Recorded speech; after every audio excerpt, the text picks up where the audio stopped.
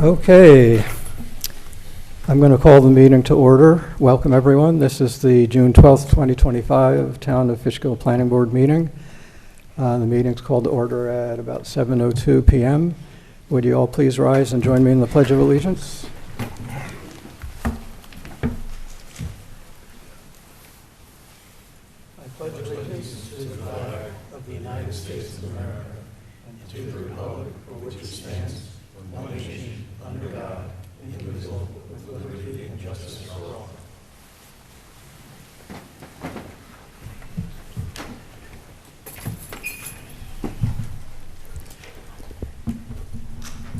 All right. So just a couple of quick announcements that I always make. One, please silence your cell phones. And also speak directly into the microphone if speaking, so that everybody can hear. That would be appreciated. Okay, we have, let's see. Yeah, well, we will have 7.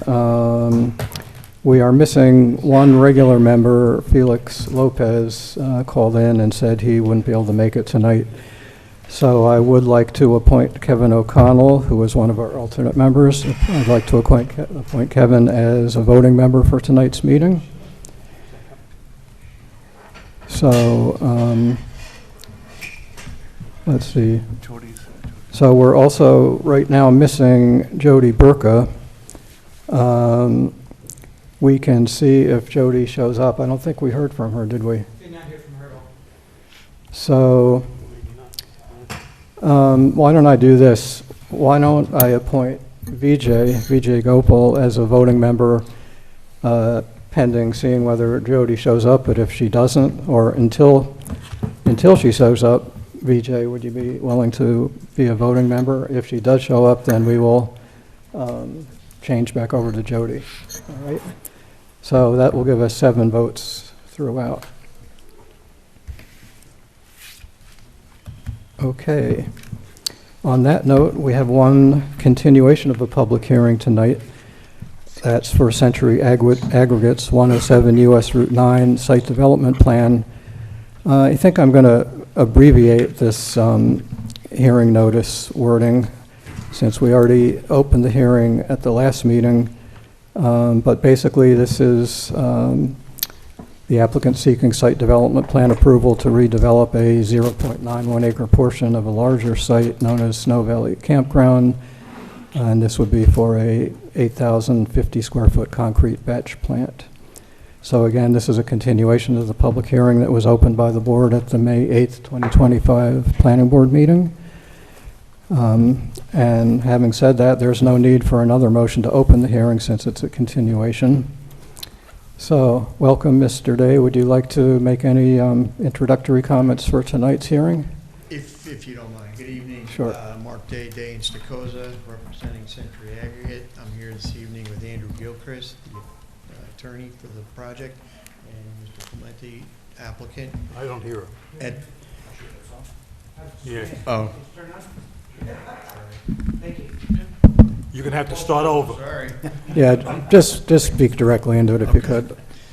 At the last meeting, there were some comments that were made, which we addressed. There were comments from the public hearing, which we addressed. We had also conducted a bridge capacity analysis, which we formalized and submitted as part of this application. We did a pre versus post analysis of stormwater, and in our conclusions were that we would be not increasing from the pre-development condition to the post. We have, as I said, submitted the responses to comments from the board. Although comments continue to come in, we'll address them as need. But really, that's really the only changes we made. Today we did soil testing with the Board of Health, and we ran into 12 feet of run-of-bank gravel, no rock, no water. So we logged those in today.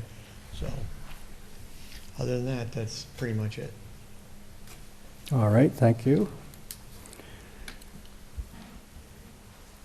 All right, if we could see a show of hands from people in the audience who would like to speak at tonight's meeting. All right. And I'll ask those of you who just raised your hands, those of you who did not get a chance to speak at the last public hearing last month, keep your hand up or raise it, okay? Because I want to definitely give you all a chance to speak before anyone else has a chance to come back up.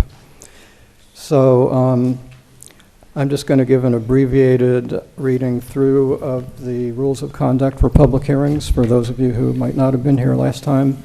Speakers are asked to come to the podium and identify themselves so that their name may be entered into the record. Speakers are limited to one turn at the microphone and limited to no more than 4 minutes. And there will be a 1 minute warning.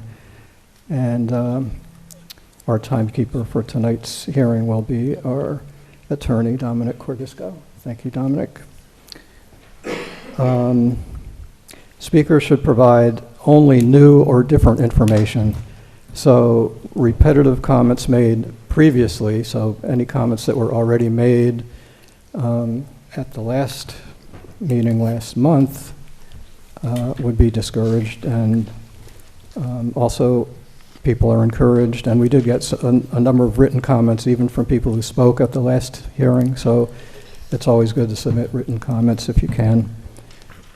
And again, comments are limited to matters involving the business before the board, that is, the application that we're considering tonight at the hearing. Okay, so again, I'll ask those who didn't speak yet to raise your hands, and I'll call you up. Yes, sir, why don't you come on up? And again, please give us your name and address if you could. I do. I'm Dennis O'Brien.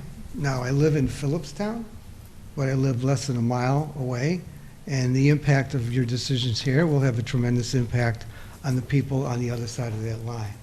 It's a county line, now your jurisdiction, your responsibilities, but I would ask that you consider the position of the people south of that. We have major concerns about the water. I live at the Glassbury Court community, and we have well water, so we're concerned about the impact on the aquifer and the Clove Creek, the air quality and particle pollution we're concerned about, as well as the traffic on Route 9, which has been a big fight in Phillipstown as things grow bigger. But I wish to basically say that basically the area has changed, okay? We live south of most of the industrial commercial piece of it toward 84, but south of it, you have more of a commercial mixed residential. You have 50 houses, family units, almost directly across the street from the entrance south of by the county line, and you have another 200 at Glassbury Court, and between that 1 mile away and north toward that county line, you have another 3 streets on the right with houses. And if you've ever gone north on 9, school bus time, you're behind a school bus that's making multiple stops on that road because there's family units over those commercials. So the world that existed when those quarries were zoned in and allowed, got it. But the reality is the world has changed. That world is now mixed with residential. And I ask that you consider that, even though most of that is south of the line. But what you do here will impact us, and we're concerned. The other thing I want to mention is, again, I'm only reacting to what I read in the paper. I don't think Century Aggregate has a great record. If I'm not mistaken, a couple of years ago, 2 or 3 years ago, you granted them a waiver so they could bring in mixed gravel. And I think the restriction was you're supposed to put a berm there. Well, they built the berm, it's 6 feet tall, and then they dumped 10 to 12 feet of debris mixed soil behind it, and it was an eyesore. There was no landscaping, and if you go there now, they've taken that eyesore away. The soil behind it that was there for 2.5 years suddenly has now disappeared as they're appealing to you for a variance. You also have I hike up on the ridges When you look down from that ridge behind that facility, the water in those pools are emerald green. My concern is that ever been tested? I don't know what's in there. So to my mind, limited knowledge, I don't think CG has a great track record to living up to what they're expected to do. And I'm speaking specifically of their burn. So I'm just asking you to consider, when you decide on this, the impact it will have on the residential areas which are within less than a mile of the facility. Thank you, sir. Okay, who else would like to speak who has not had a chance to speak yet? Yeah, why don't you come up, sir? Good evening. My name is Pat Gagliotti. I'm a Dutchess County resident, Wappinger Falls.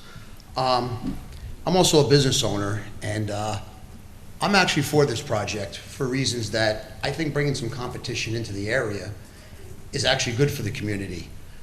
Concrete's a vital aspect of construction, and me being in the business, it's very difficult to get concrete when you need concrete. There's only one supplier in the area, and to be honest with you, for that reason, I would be for this. Thank you. Okay, thank you very much. All right, man, did you want to come up? All right. My name is Teresa Kraft. I'm a Hudson Valley resident, Beacon, but I do so much over in this neck of the woods.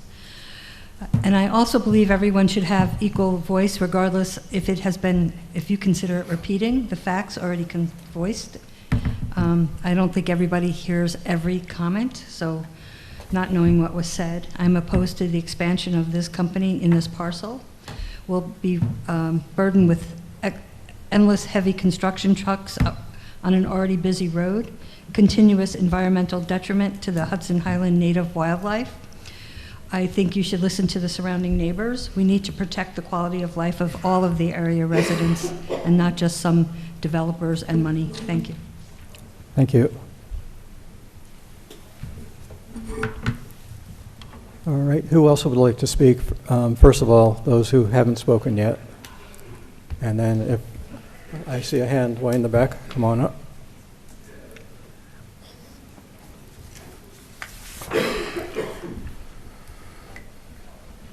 Good evening.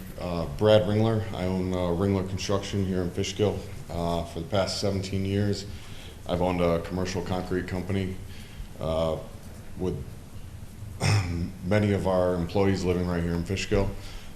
We've done many of the large warehouses here in East Fishkill and Fishkill, and it's extremely difficult to get concrete due to the fact that everything's basically an hour away. And this would be a great addition to the town, and it's extremely close to all the natural resources that it needs, meaning you don't have to truck in sand, gravel, as the people across the street have to. So that would, this would be a great addition to the town, basically. Thank you. Thank you. All right, who else would like to speak? And I guess we'll be opening it up to anyone who wants to speak. Yes, yes, sir, come on up.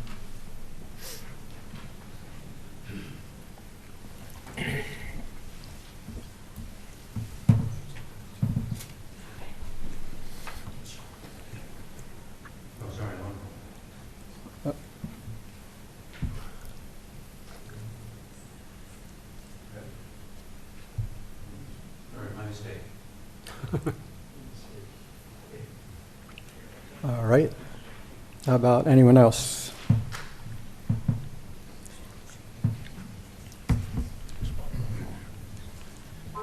Good evening. Ed Bushek, 238 Carroll Lane in Fishkill. I received the following from a friend who has hiked on Fishkill Ridge and Snow Valley, and he knows the area and its reptiles. We've basically been talking about the timber rattlers that are living right near this proposed ready-mix plant. He said I would definitely add that copperheads are present as well, and they have the same status designation as timber rattlers according to DEC, vulnerable S3.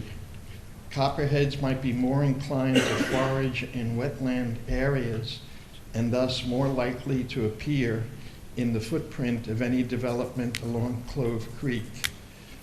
Considering the trend of vanishing habitat statewide, the Clove Creek area and Fishkill Ridge should be shut down to mining and quarries, and really any development that disturbs the existing habitat. That small stretch of rich habitat is unique and only survived this long due to the difficulties of using it. There's a dead tractor on top of Fishkill Ridge as testimony. But the incessant nipping along the weak edges is insidious in that the creek and associated wetlands offer the native populations resources that are not available in the rocky uplands. In general, the seasonal use of bottomlands is important to many species, and the variety of disturbances necessary for a gravel operation is substantial. Thank you. Thank you.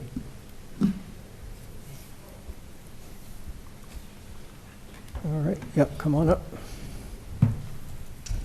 Richard Butensky.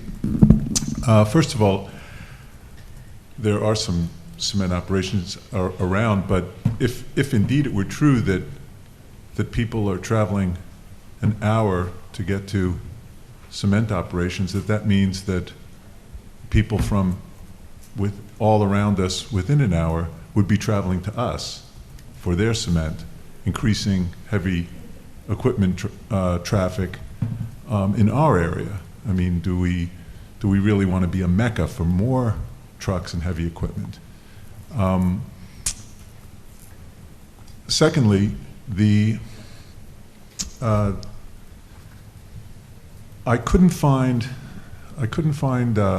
in time for this the DEC data about the aquifer, but it was there was an application for a mine in Phillipstown that ran into some trouble because they had put that there wasn't a major aquifer under where they wanted to mine, when indeed there was. And it seems like the DEC didn't catch it or didn't care to catch it.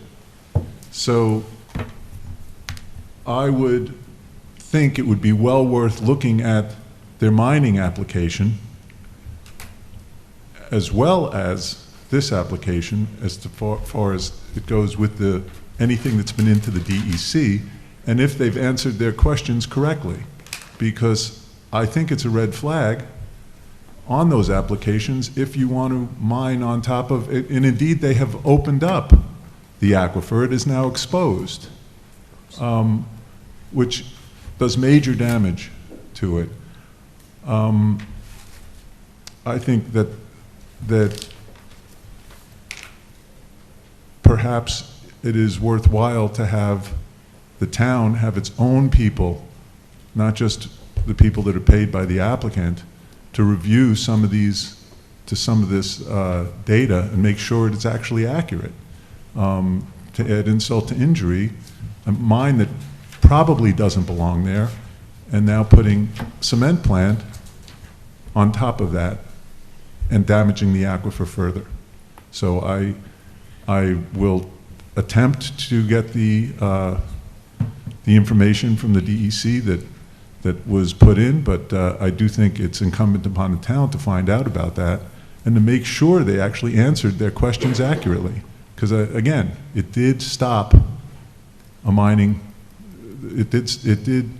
It originally had gone through because the DEC didn't stop it. The DEC just took the information that was given, and they didn't say, "Oh no, there's an aquifer here." No, they just took the information as being accurate when it was clearly wasn't. So I think you can't just trust the DEC to check that the applicant's information is indeed correct. Thank you. I'm sure you can file a Freedom of Information request with DEC if that's probably the best way to try to track it down.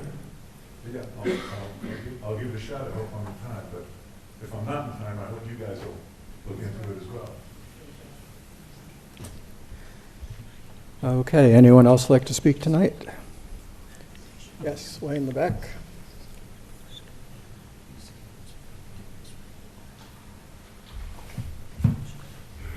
Good evening, Tommy Creparo, Dutchess County resident, local business owner as well. I am a proponent of this project. I've worked for nearly every municipality and school district in the Dutchess County, southern Dutchess County area. A perishable product I deal with on a daily basis.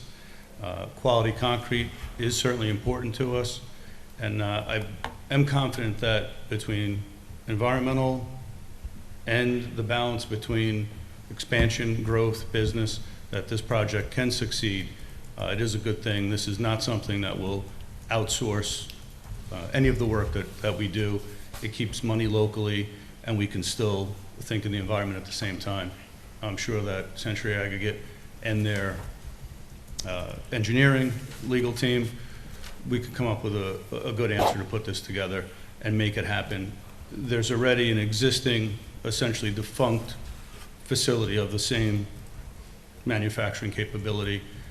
I think you're just kind of replacing one with another, but you would be replacing it with a newer, more efficient, greener.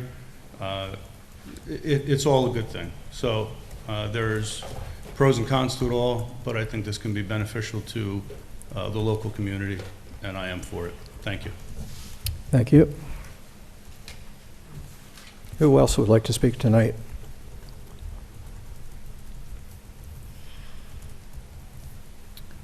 Don't see any other hands. All right, well, I would like to thank you all for coming and speaking tonight. Let me just mention that we've had numerous written comments received since the hearing was opened last month, and those are all going to be entered into the record, as well as all of the comments tonight, obviously. Just from looking back at some of the comments, and I know a lot of them have been addressed by the applicant in their response letter that they submitted, but we've heard quite a bit about character of the community and concerns about water quality in Clove Creek and the underlying aquifer, air quality, dust, particulate matter, traffic, as well as a number of other concerns. So, well, first, let me just ask our attorney, Dominic Cordisco, what your recommendation would be to the board for closing the public hearing tonight or keeping it open for another month. Well, at this point, you know, the board has provided an opportunity for the public to comment, but we're at an interesting procedural step because the board has not yet made a determination of significance on the project. And so, as a result, if the board was to find that there's the potential for one or more significant environmental impacts, that would require the applicant to then, you know, prepare an environmental impact statement on the project, and would also necessitate a public hearing on the draft environmental impact statement. And so, as a result, I would recommend that the board at this point continue the public hearing until it makes a determination of significance.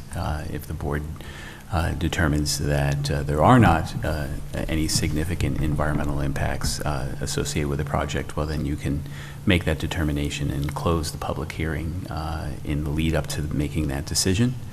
Or alternatively, if you find that there are one or more significant impacts associated with the project, you could then adjourn the public hearing on the site plan and then renotice that and reopen it at a time when the draft environmental impact statement is prepared.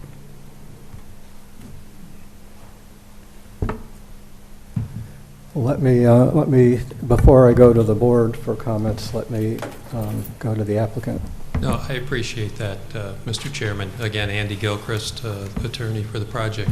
and I appreciate your attorney's review of the procedure, and I can't say I disagree procedurally on that. I would simply note that the board did open the public hearing on the site plan.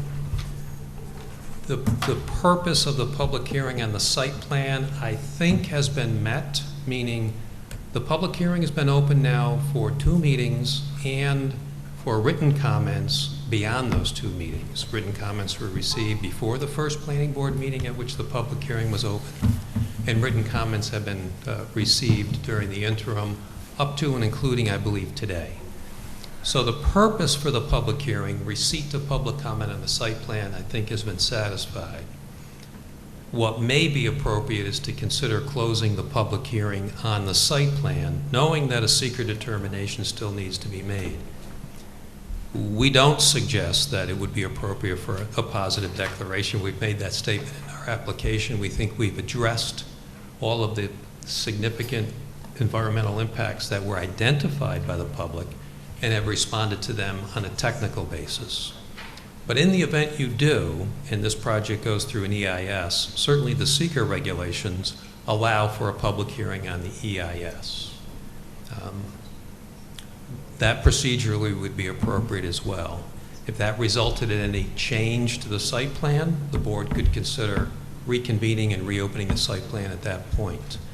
But given the extent of the public comment already received, and at this point the comments seem to be repetitive, that it be appropriate for the board to consider closing the public hearing on the site plan. Okay? And we'll deal with seeker without following that, your seeker determination. Thank you. Ooh. What was that?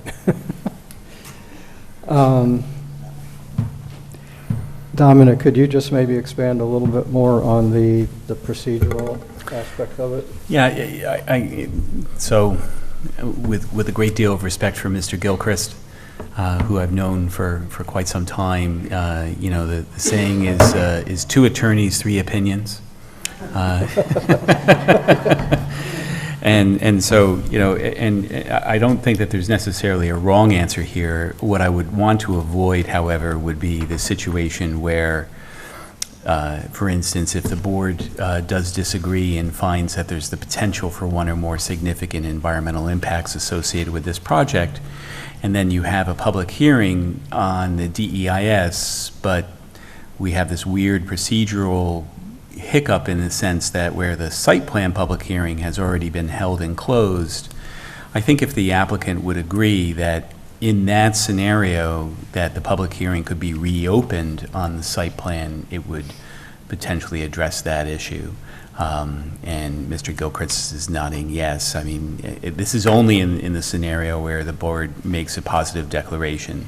But I want to avoid a situation where the public at that point would be commenting on all various different aspects, perhaps on a draft environmental impact statement, and for there to be some argument or position taking that, well, we've already had our public hearing on the site plan, so the site plan is what the site plan is. And I think that would be limiting and unfair to the public and would probably be too confusing even for myself as well. So that is, as long as, like, under that scenario, and I'm not, obviously the board has to go through, you know, the parts 2 and 3 of the EAF rather, and a draft determination of significance, and I don't want to speak for the board at all, you know, to see whatever direction that they're leaning in that, but just want to avoid an odd situation when it comes to a potential draft environmental impact statement public hearing. Yep, and I appreciate that and don't disagree, and would only comment, Dominic, only 3 opinions? Well, we could keep going. Here comes another one. So my only comment on that would be, we're in a procedural step right now where we seem to be turning and not making any progress with public comments continuing to come in. If the public hearing is not closed, you can anticipate additional written comments coming in to which the board will want us to respond. We do need procedurally to get to a point where a secret determination of environmental significance is made, and I think that will be more the touchstone. if the public hearing is adjourned rather than closed, so that we don't have to continually respond to public comments, particularly in written form as they come in, to get to a point of completeness, right? We could adjourn that. In the event a negative declaration is adopted, it'd be appropriate for the board to consider closing the public hearing at that point. If a positive declaration is adopted, then as a practical matter, you would roll in public comments on the site plan as well as the draft EIS. But we can't be in a position as an applicant where we're continually getting comments in to which we need to respond before you make a seeker determination. So if the board would, at a minimum, consider adjourning the hearing at this point so that we can move forward and get to the point of a determination of environmental significance. Thank you. Well, by adjourning, are you using that in a legalese term of similar to suspending as opposed to closing, or? I'll defer to your counsel, but we need to get to a point where, again, if public comments continue to roll in, which we anticipate they may, but we have to respond to them before we get to a point of making a seeker determination, a determination of environmental significance, we never get to that mark. Opening the public hearing, I suppose, has put us in that position, and that's okay, but we need to deal with that practically. We need to get the review kind of substantively completed. And that first step would be the determination of environmental significance. So let me, again, we'll get to the board's commentary soon, but I'm going to mention that we will have a project review later on the agenda. And during that review, we'll be able to hear further from our consultant from CPL, Liz Axelson. But Liz, I just wanted to ask you for your input to the board based on, your memorandum that you submitted and what we know about environmental issues that are coming up that you've looked at and that the public has commented on. I was going to ask later under project reviews whether the board might be willing to at least start the process of the seeker review by authorizing CPL to prepare a draft Part 2 EAF without necessarily going a step further into a pause or negative deck, which we've often done actually in recent years. That's something that we do quite often now. But Liz, if you have any further thoughts regarding the public hearing closure or keeping it open aspect? Okay. So first of all, I agree that we are at a point where it would make sense for the board to consider authorizing preparation of a fully AF Part 2 so that the board can discuss the various impacts and see whether they agree with the draft or not. There are a few remaining comments, but the main one has to do with the concept of buffering for noise and visual. There was a prior sort of concept on the site plan, but it didn't have enough details, which would have been closer to the road. And the newer concept is to have the buffering closer to the actual site and to protect the corridor of the creek. And then again, we need more details on that. So there's something in the works there. So I'm not adverse to, going ahead with a fully AF Part 2. I do note that the applicant's attorney has mentioned that there are a lot of repeats and comments, so it's not clear to me that having to do written responses would be so onerous, because there's kind of probably a collective of comments that have they've provided written responses for, and they could amend whatever document that's in. So I guess I just don't see that as a big practical issue, especially if the board's thinking that at the next meeting they would consider fully AF Part 2. So I may be misunderstanding both attorneys back and forth, but it's not clear to me what the real issue is with leaving the hearing open for one more session, because the board could still opt to move do the one move forward, which would be to authorize preparation of the full EAF Part 2. And by then, the board's heard a lot of commentary and should be in a good position to weigh in on what they really want with that. Would you like to add another opinion yet? I guess Luke Clementi, General Manager of Century Aggregates. I guess one of the comments I wanted to make, it's along with Liz was saying, obviously there are concerns, and they have been expressed at the last meeting and tonight's meeting as well.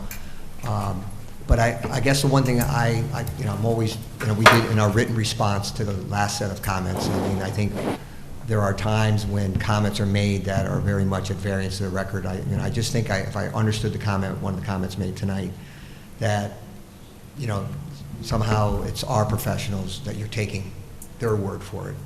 The town is represented. The town does have professional engineering talent to evaluate our application. It's just not what we're saying. And so I guess one of the concerns I have, and this gets to the determination, when the board has to decide and make this determination, I'm really looking for, again, it's not don't rely on us, rely on your professional counsel here to evaluate. So I offer this to anybody here in the room tonight, and I've offered it to some of the speakers at the last meeting. I said, as comments were made, I said, I think they're very much at variance to the record. You can come down and see me anytime. I'm in the Scale House, take you for a tour. Some of the comments you made, like we heard at the last meeting, we were dumping water on a neighbor's property. We heard that we were treating the campground site as a dump. And so one of the concerns I have is that if I'm on, I'm hearing things on your side, you say, wow, that's pretty serious. And I guess, we want to make sure that, the experts have to go and look at some of these allegations. Again, tonight it was said that this planning board gave us some special permission to import material into the gravel mine. That's just not a true statement. This board didn't do that, and so, and again, the comment was made that we were using waste. There was an import of sand and gravel, which we're allowed to do on our site. We stockpiled it. We're using it in the ordinary course. We're almost done with that stockpile, and that's why it's disappearing. It's not some sinister thing that we had waste and now we're making it disappear because we're applying for a concrete plant. We hear the comment about destroying the aquifer. We're applying, for a 10,000 gallon a day well, but we're in the vicinity of wells in the same area that are taking over 1 million gallons a day. So, I mean, I'm looking for, professional guidance. I think that's the democratic process. When we put this application together, and that's, when we thought, where would we put this concrete plant? The things that were on my mind when I was thinking about it, if I'm a neighbor, and I did take a look at it from the neighbor's perspective, what were the things that would be most important? Visibility. Can you see the plant? I think the experts can, speak to whether you can see this plant. Our position is it'd be very difficult for you to see the plant. Our experts have also said it'd be very difficult for you to hear the plant. It's too far away from the property lines for you to hear the plant. So I guess the concern I have is I think some spurious comments are being made, but not a lot of support for the position. So I just want to make that point because I understand Andy's point whether we should close the public hearing or not. I'll defer to the attorneys on that question.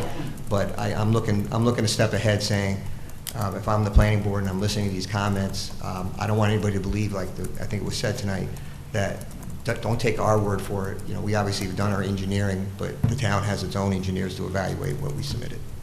Thank you.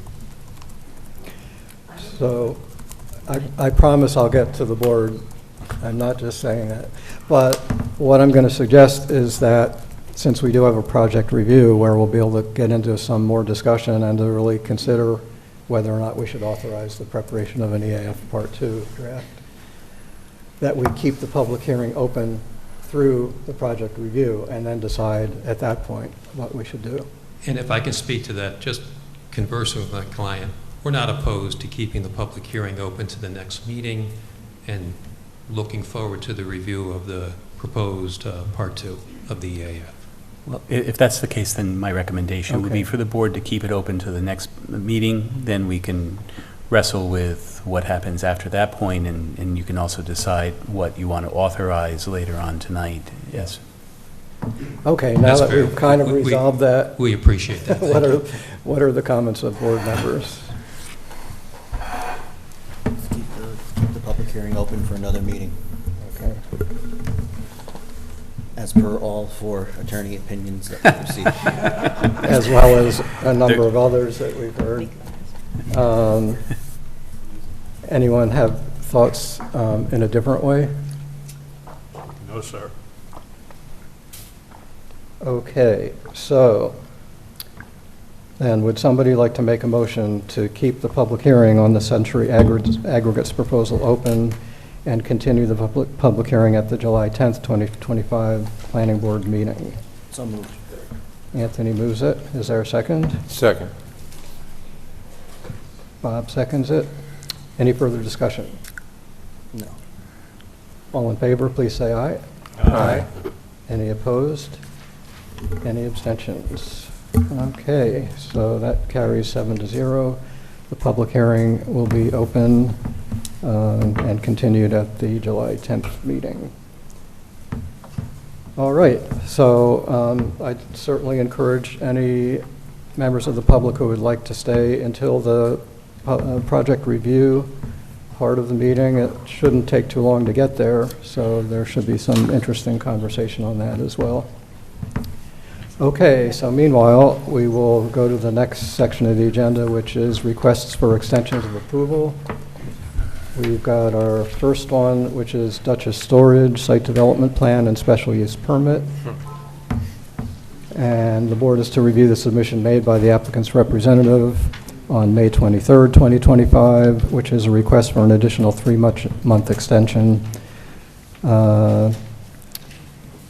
And that's set to expire, the current extensions that were passed by the board are set to expire June 14th, 2025. So welcome, Mr. Ward Willis. Good to see you again.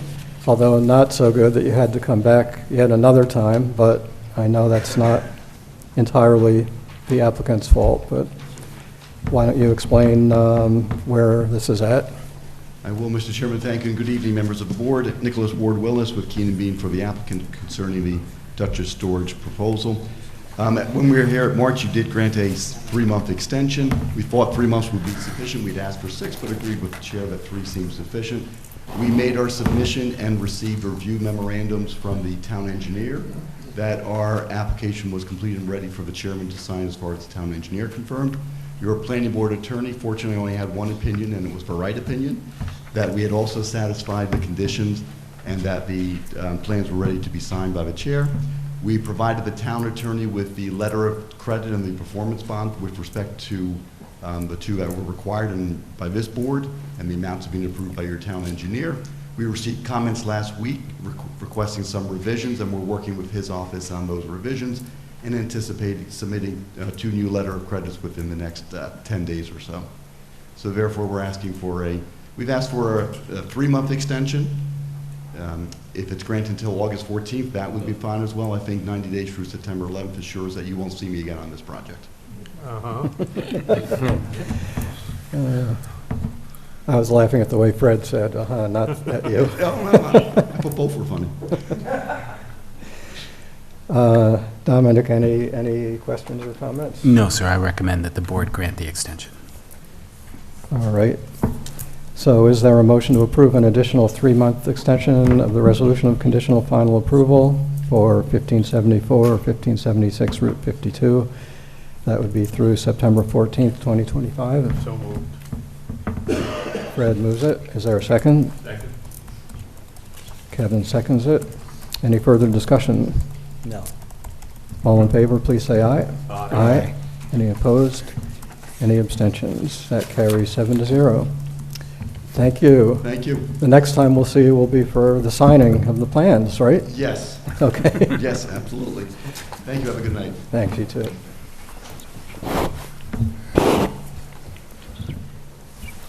Okay, the next request for an extension is SKLJ Inc., Site Development Plan and Special Use Permit Board to review the submission made by the applicant's representative on May 28th, 2025, which is a request for an additional 6-month extension of the resolution of preliminary and conditional final approval adopted by the board on December 14, 2023.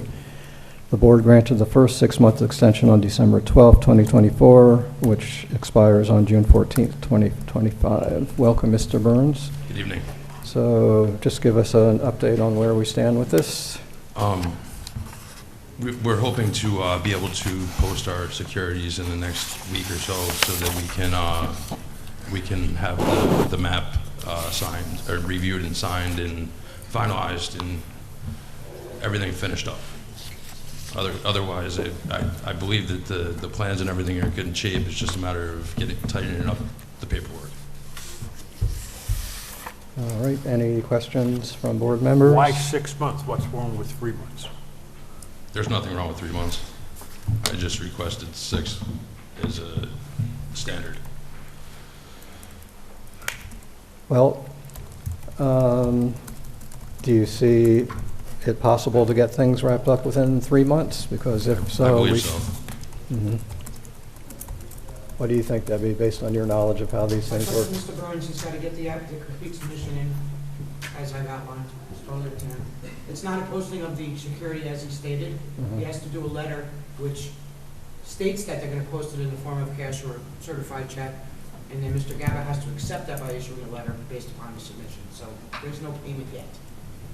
Seeing as how that part of it might take a little bit longer, I would maybe suggest sticking with the 6 months. I would think so. Dominic, any further thoughts? No, sir. All right, so is the board okay with a 6-month extension? Yep. Yes. All right, so who would like to make a motion to approve an additional 6-month extension of the resolution of preliminary and conditional final approval for SKLJ to December 14th, 2025? So moved. Anthony moves it. Is there a second? I second. Okay. Oh, all right, Ravi seconds it. Any further discussion? No. All in favor, please say aye. Aye. Any opposed? Any abstentions? Abstention. All right. So 6 in favor and 1 abstention, 6-0, 1 abstention. That carries. Thank you very much.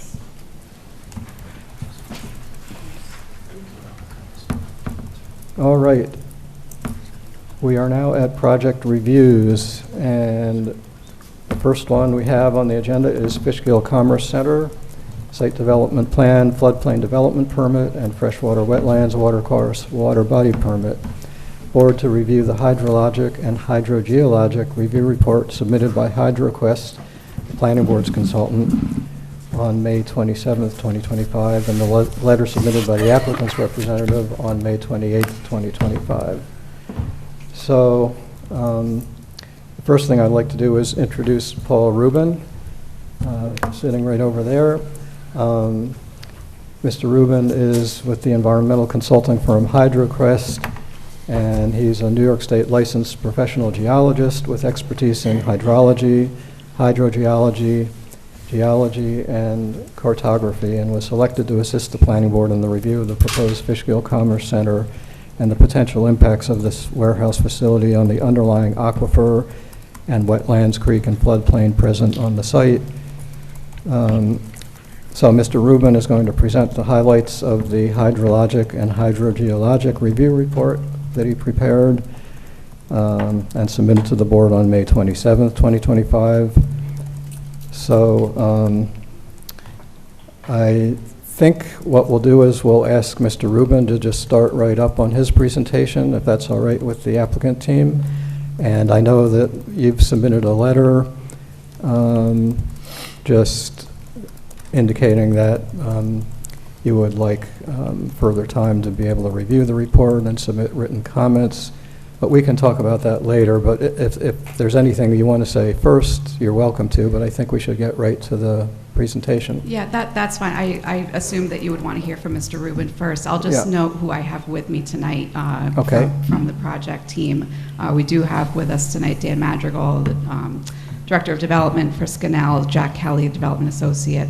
Also, Scanal's design professionals from McFarland Johnson. We have Owen Harder and Steve Bouvar. I can never pronounce his last name. I'm sorry, Steve.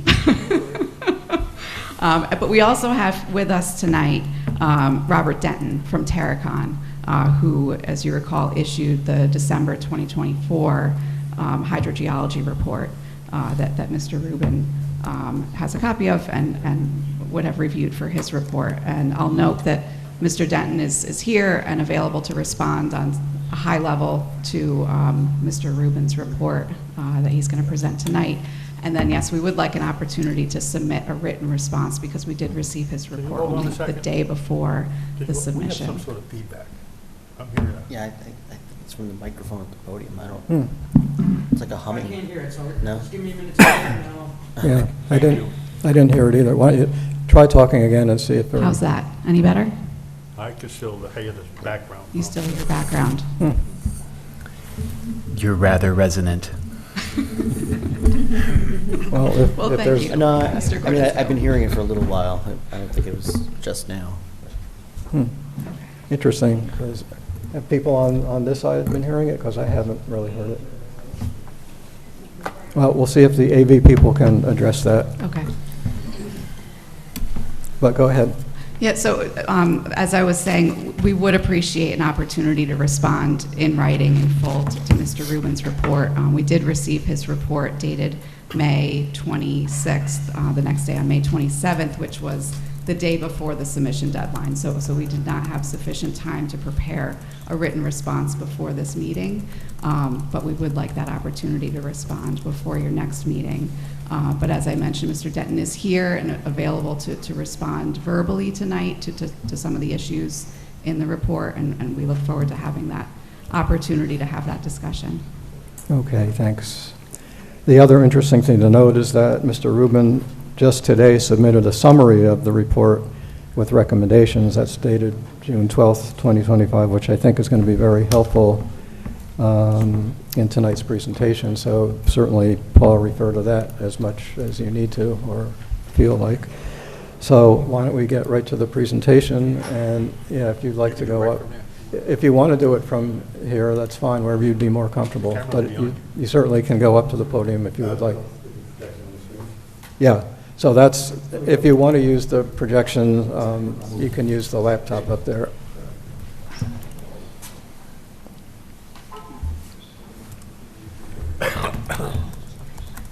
Paul, if you want to just use the touchpad, you can scroll down, as if it's a mouse. Or I can help you, whatever you need.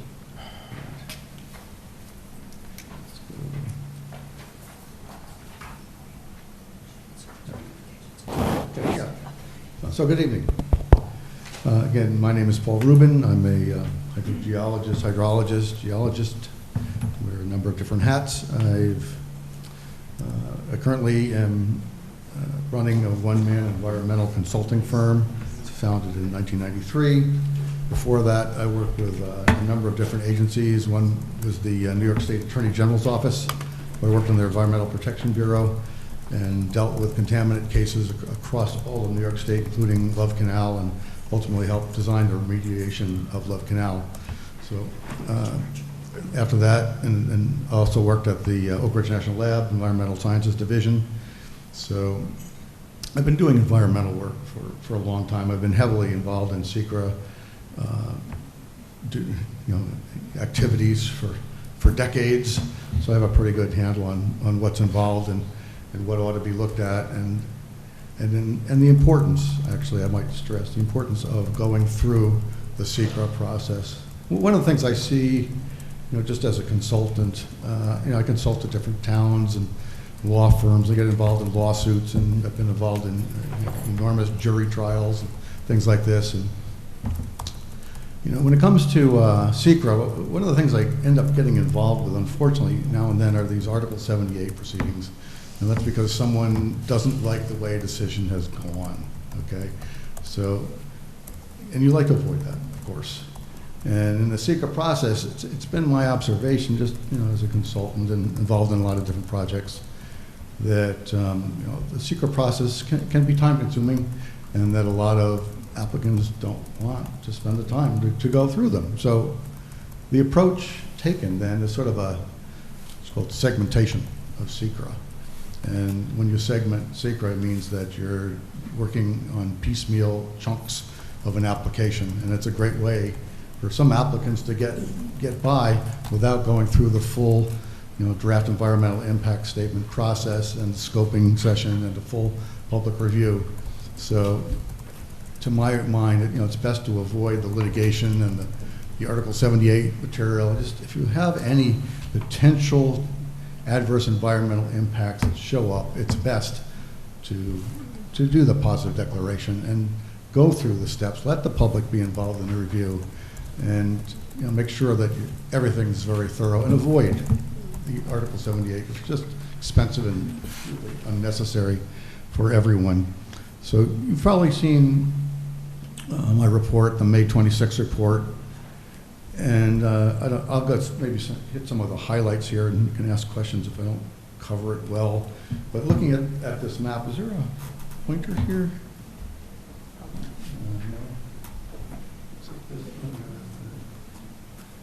Where did Debbie go? Yeah, there you go. Okay, so, all right, there we go. Oh, good. Thank you. So, in terms of aquifers, there's different kinds of aquifers, and of course, those that tend to be developed into public water supplies are the most prolific. Those are the sand and gravel aquifers. And some of our primary aquifers, where people are actually utilize them, whole towns and things, they're predominantly sand and gravel aquifers. Why? Because they have high porosity. They tend to be laterally extensive, often not necessarily vertically extensive, but enough laterally that you can have quite a storage capacity and a lot of water available. So that's what we have here. Underneath this golf course site, this is just part of a large sand and gravel aquifer, and we might call it, there's a couple of different names. We might refer to it as a strip aquifer, or maybe a valley bottom aquifer. It's an area where glaciers came through, scoured the landscape, cut out a gorge, and then through time, different glacial processes occurred, which brought in a number of different deposits, some being sand and gravel up near the surface, some being look like glacial lake clays, and some being different sand and gravels. And all these things are interconnected, geomorphically and sort of stratigraphically, so that the recharge into the aquifer goes into all sections. And you really want to avoid contamination, because I've seen in my contaminant cases, particularly across New York State with the Attorney General's office, once an aquifer is contaminated, it's just bad news. It's really hard to remediate. So what's important up front is that you take the steps to protect and preserve your aquifers. You probably read the U.S. Geological report on this. They talk about 2 different case studies in this area where aquifers have become contaminated. So it's a reality. What is it that tends to go in? Some of our most common contaminants, things that we might be concerned with a warehouse project, for example, would be septic, which we don't have an alternate location. Fecal coliform, E. coli, that would be one consideration. Another, huge parking lots.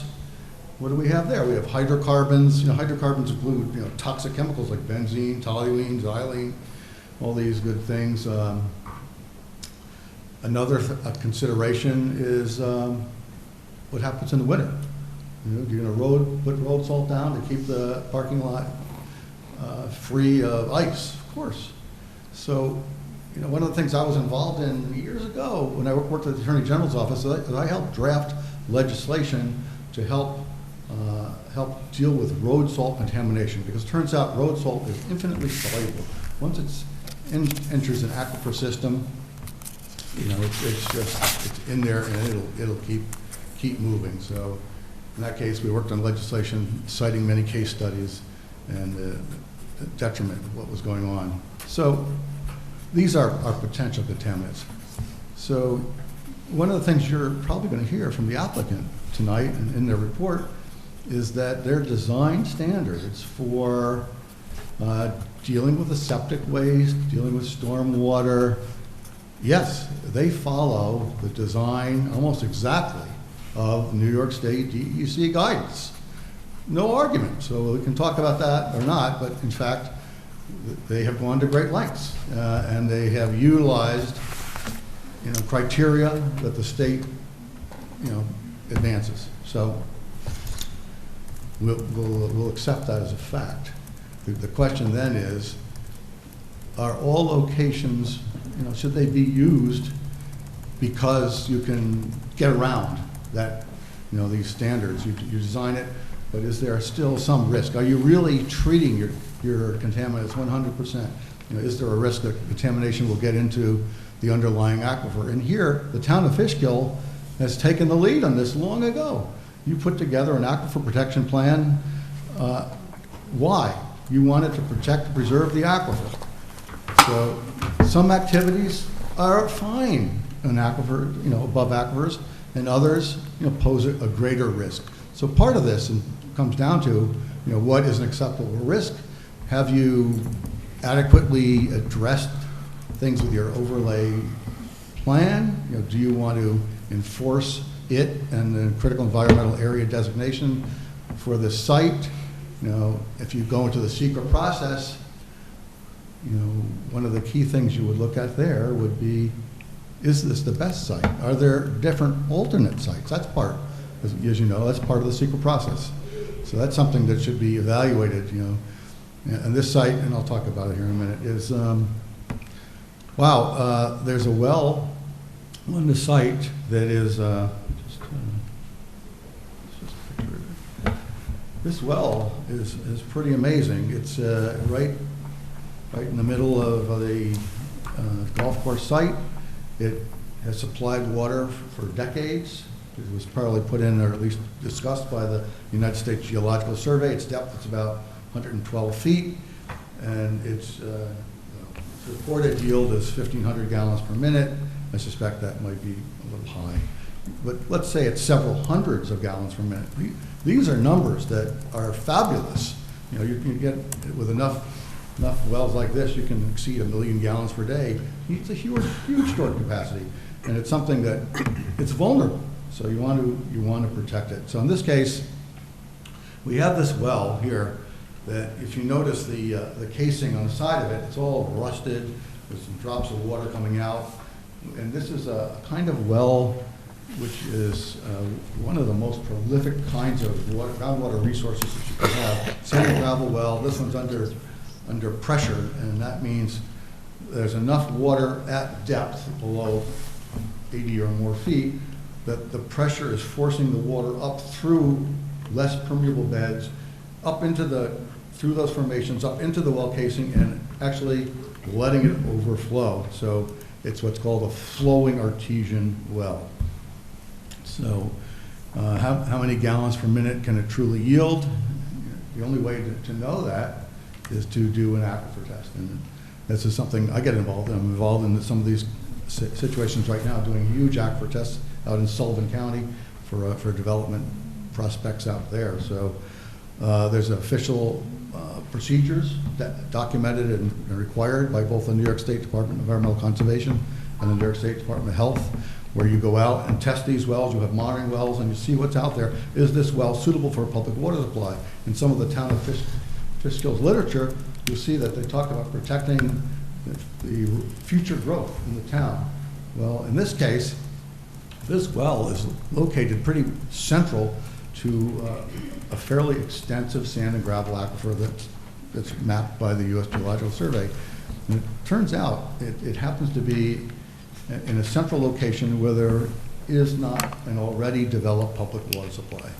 So the valley is apparently very deep based on the well log we have here, and it's relatively near a juncture of a side valley coming in as well. So in terms of hydrogeologic context, it's in an excellent place. So one of the items that I brought up in my first report is that this well is a potential future of the town of Fishkill. It needs to be explored.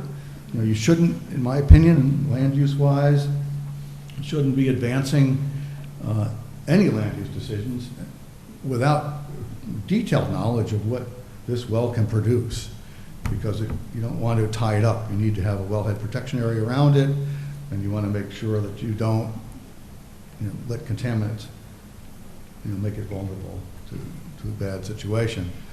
So I would definitely recommend that we do that kind of testing, or you have it done for this. So that's a pretty exciting feature. And so back to the concept of why have a positive declaration. Here's an example.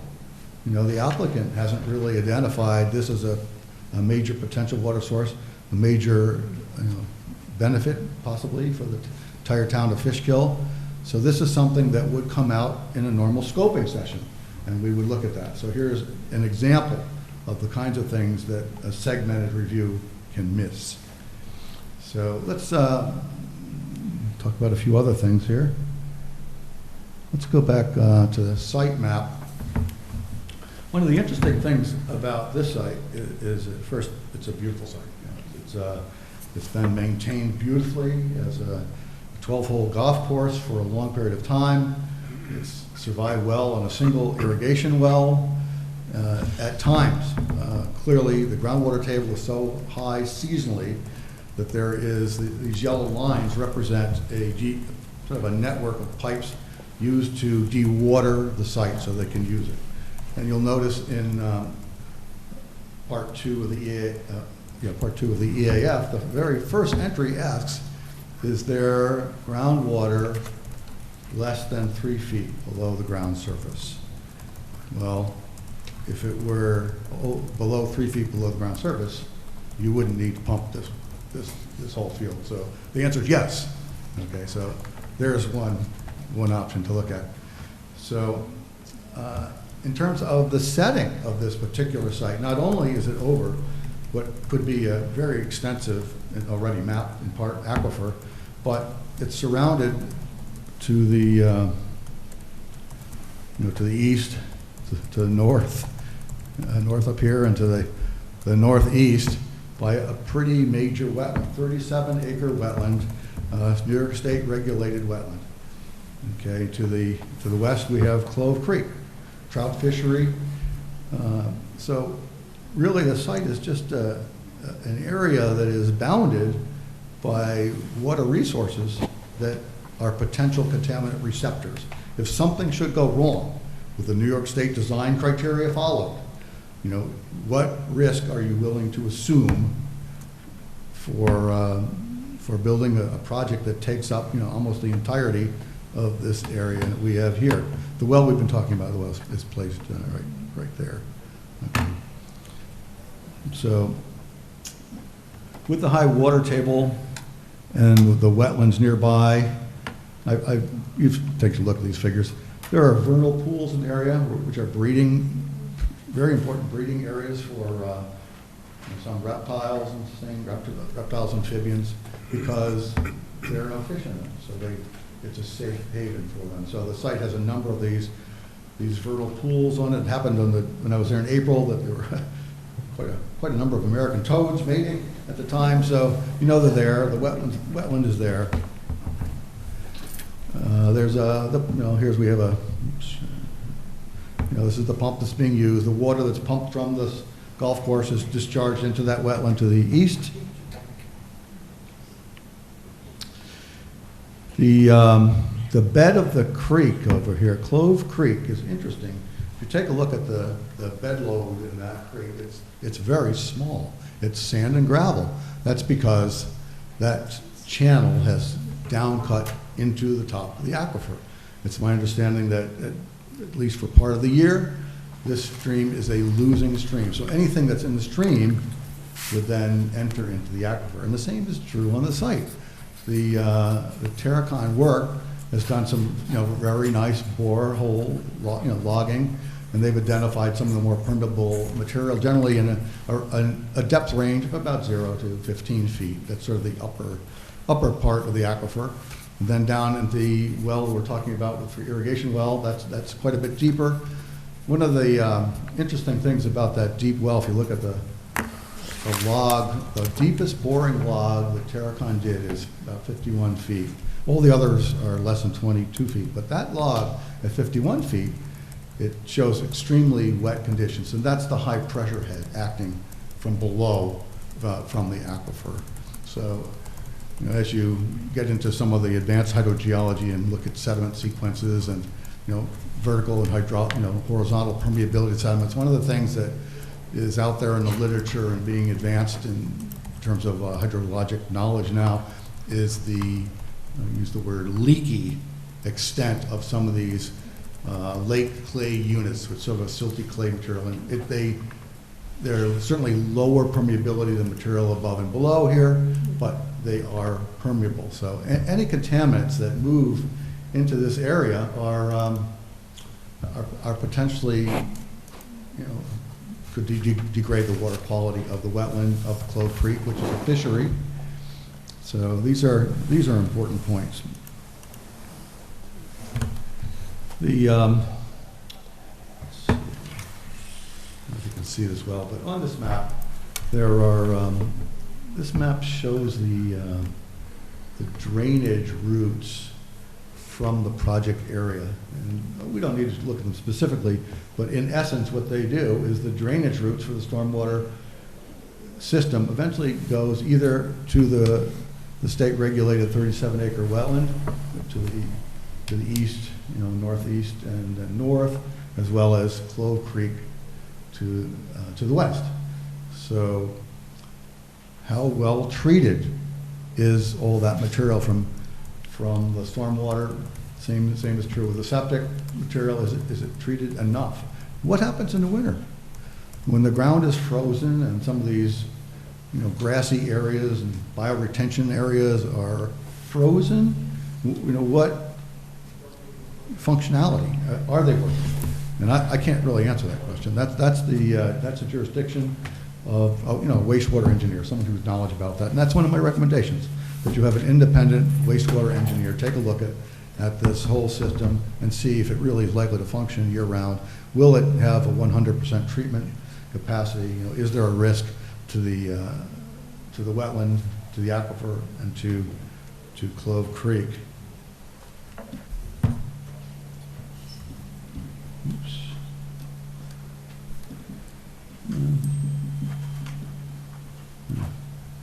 I do hear some feedback now. No, It's not it's hard to tell where it's coming from. Maybe it has to do Trying to get down? Yeah, I'm trying to get down on that. Yeah, that's a good, we'll stop there for a second. So yeah, another issue, of course, is the applicant has decided to place the warehouse in a large floodplain area. So, you know, floodplains have certain functions, you know, storage of floodwaters, retention of floodwaters, infiltration to help recharge aquifers below them. And here, in this case, you know, the applicant would be filling in, you know, a portion. There's some, you know, it's a pretty good sized floodplain for sure, but they'll be filling in a chunk of it, and they provide numbers. This is so many, you know, so many square feet, so many acres. It's, you know, it's always hard to sort of relate to these numbers, so I like to compare things. So the area that would be disturbed by this warehouse is equivalent to 20 football fields, including their end zones. This is an enormous project. This is big. So not only that, in the floodplain, in order to raise the building footprint level and the parking lot, they need to bring in a lot of fill.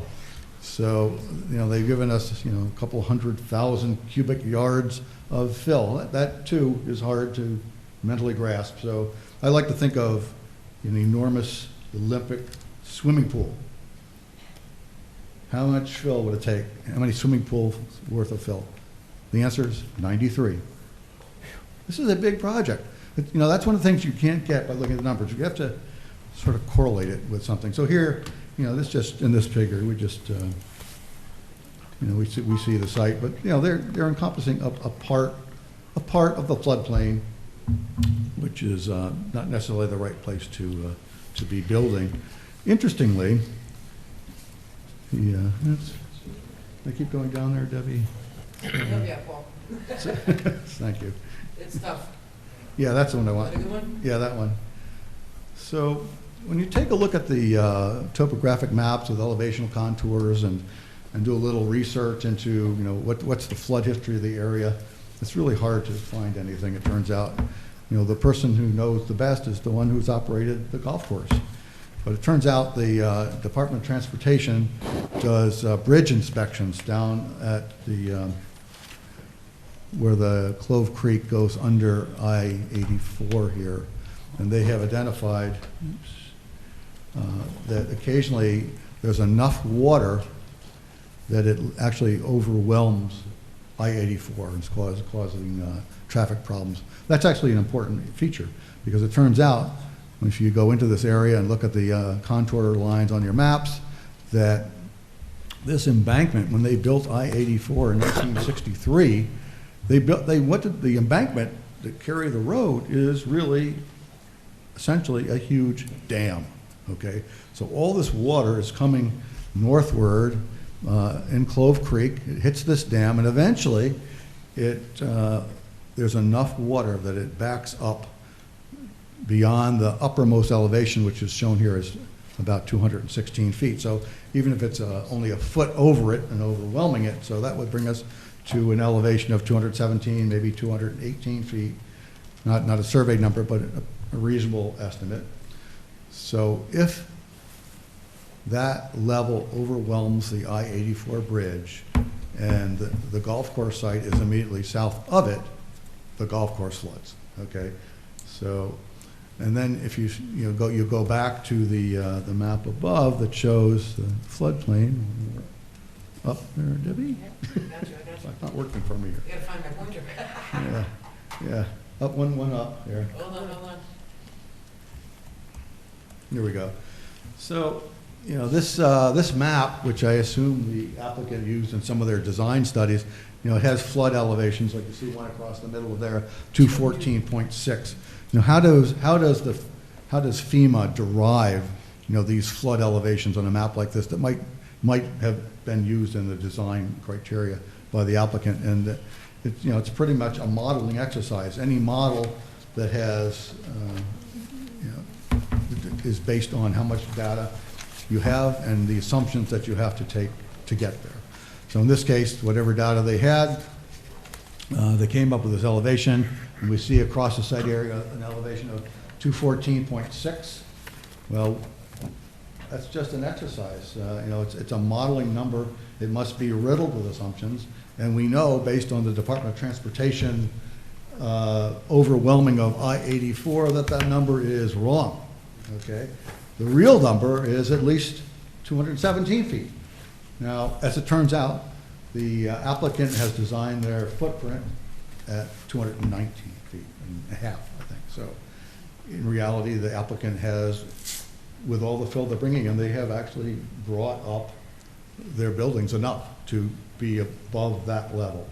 Now, that's probably less than a 100-year flood, though, so we don't really know what the higher level might be in a true 100-year flood level, but this is something that perhaps should be investigated in maybe a draft environmental impact statement. So continuing down, can we go to the recommendation section there, Debbie? You tell me, Paul. The thing I gave you. Oh, that's a different one. Hold on. Yeah, Bear the with other me. one right now. One from today.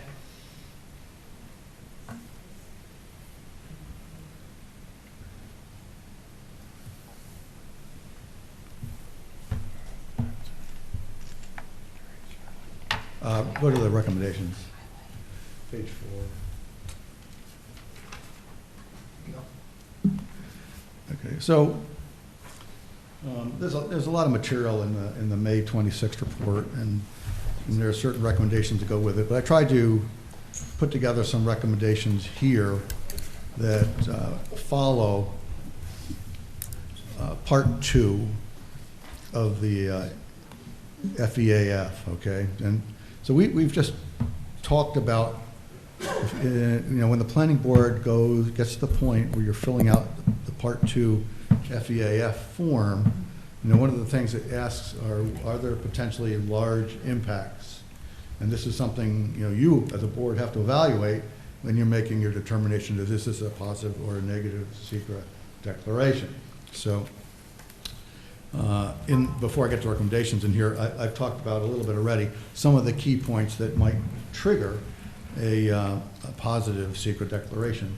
And in a lot of the secret cases I've been involved in, one of the things the attorneys always keep yelling about, they keep saying, what's really important is you recognize that only one significant adverse environmental impact is sufficient to trigger a positive secret declaration. Doesn't take 2, 3, or 6, 1. Okay, so that's important because you don't want to get to Article 78 stuff, arbitrary and capricious things. So here, we've talked a little bit in my report about some of the items that would potentially be positive or adverse impact items. One, those were impact on land, impacts on surface water quality, impact on groundwater, impact on flooding, and impact on critical environmental areas. All those are potential trigger points that we've talked about. So let me just go through a few recommendations that as a hydrogeologist, I would consider. One is based on what I've seen here, and I'm just looking at the hydrology end of it here, not traffic or anything else. So my first recommendation is to issue a positive environmental declaration for this proposed project. And with that, there's different components that I'd like to see in a draft environmental impact statement. And probably one of the key ones would be a comprehensive alternates analysis. Is this the best site? Is the risk in an aquifer protection critical area, environmental area, warranted here? Okay, is the what's going to happen in terms of the treatment of the stormwater and septic and road salt contaminants? If you're going to approve this project, what I would like to see, and there's been a lot of talk in the material I've read, is what can be done to get this septic material off site. And it seems like there are options that could potentially be pursued to reduce that contaminant risk if you were to follow up on one of them. So yes, if you were to pipe your septic leachate off-site, yeah, that would definitely help. It would cut out your E. coli or fecal coliform, and you don't want that to go into your aquifer. Bad idea. If you're looking at the water supply, one of the you can look at all kinds of chemicals that might show up when you test, and most of them you can treat in some capacity or not. But usually when you see E. coli, people get really concerned. So removing septic from this project design would be a great thing. But that's not everything. Stormwater, okay? The stormwater, if it's not treated 100% in all capacity at all times, on frozen ground or at any time, it will undoubtedly leach into the substrate of the wetland. It'll flow to Clove Creek and the fishery, and it'll flow downward into the aquifer that your aquifer protection overlay zone has. So, in my view, hydrogeologically, from a contaminant perspective, you want to get the septic off-site if you're going to approve the site, and you want to get all the stormwater off-site. And yes, that is a big deal. So another thing I would evaluate, if in say a draft environmental impact statement, I would take a complete look at your critical environmental area and aquifer overlay zone, the regulations, why it was brought into place, whether or not it makes sense for this land disturbance for this project. I would take a look at that. I already mentioned the idea that it would be a good idea to have an independent wastewater treatment engineer, take a look at the stormwater treatment method, its functionality under frozen ground conditions, under low flow conditions, that kind of thing.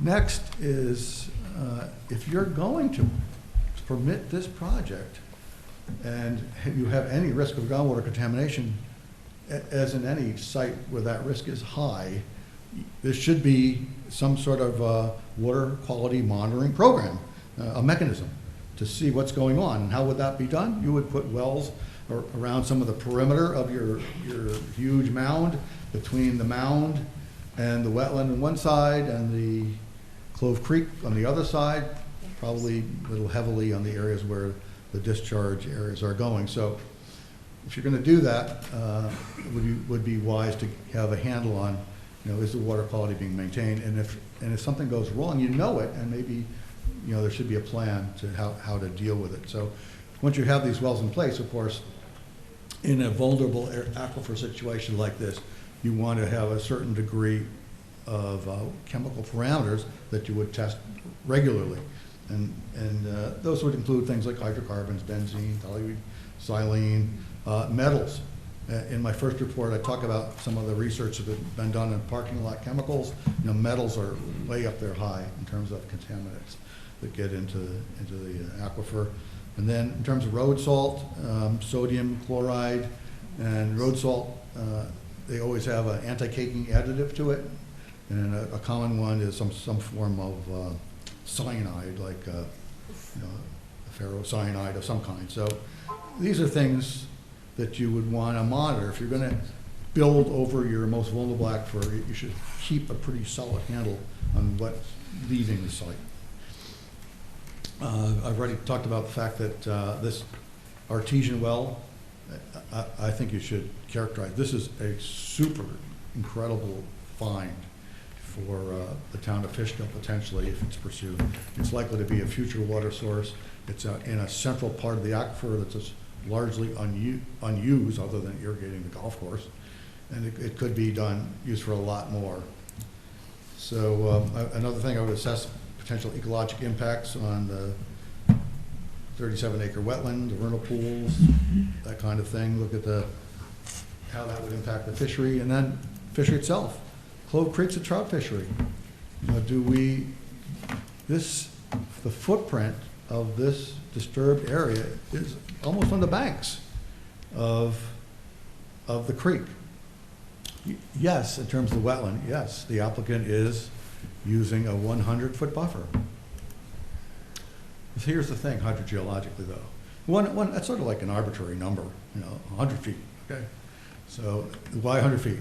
It's because New York State regulations call for 100 feet. In terms of the hydrogeology, in this case, the water that's recharging those wetlands and Clove Creek on the other side is coming in part from, probably large part, from the golf course area, probably going out in both directions. So the mound, putting the mound in will reduce the recharge to the aquifer. It'll change the natural slow groundwater flow fluxes and nutrient transport that occurs in a slow, steady rate. It'll cover it up. It will change the ecology, because instead there'll be this enormous mound that will completely change what brings life to the state-regulated wetland. So a groundwater study should be looked at to see what the real hydrogeology is of the site.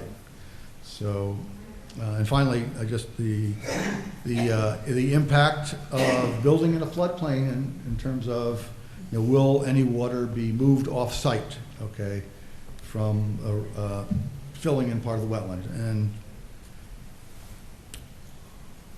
probably relatively little.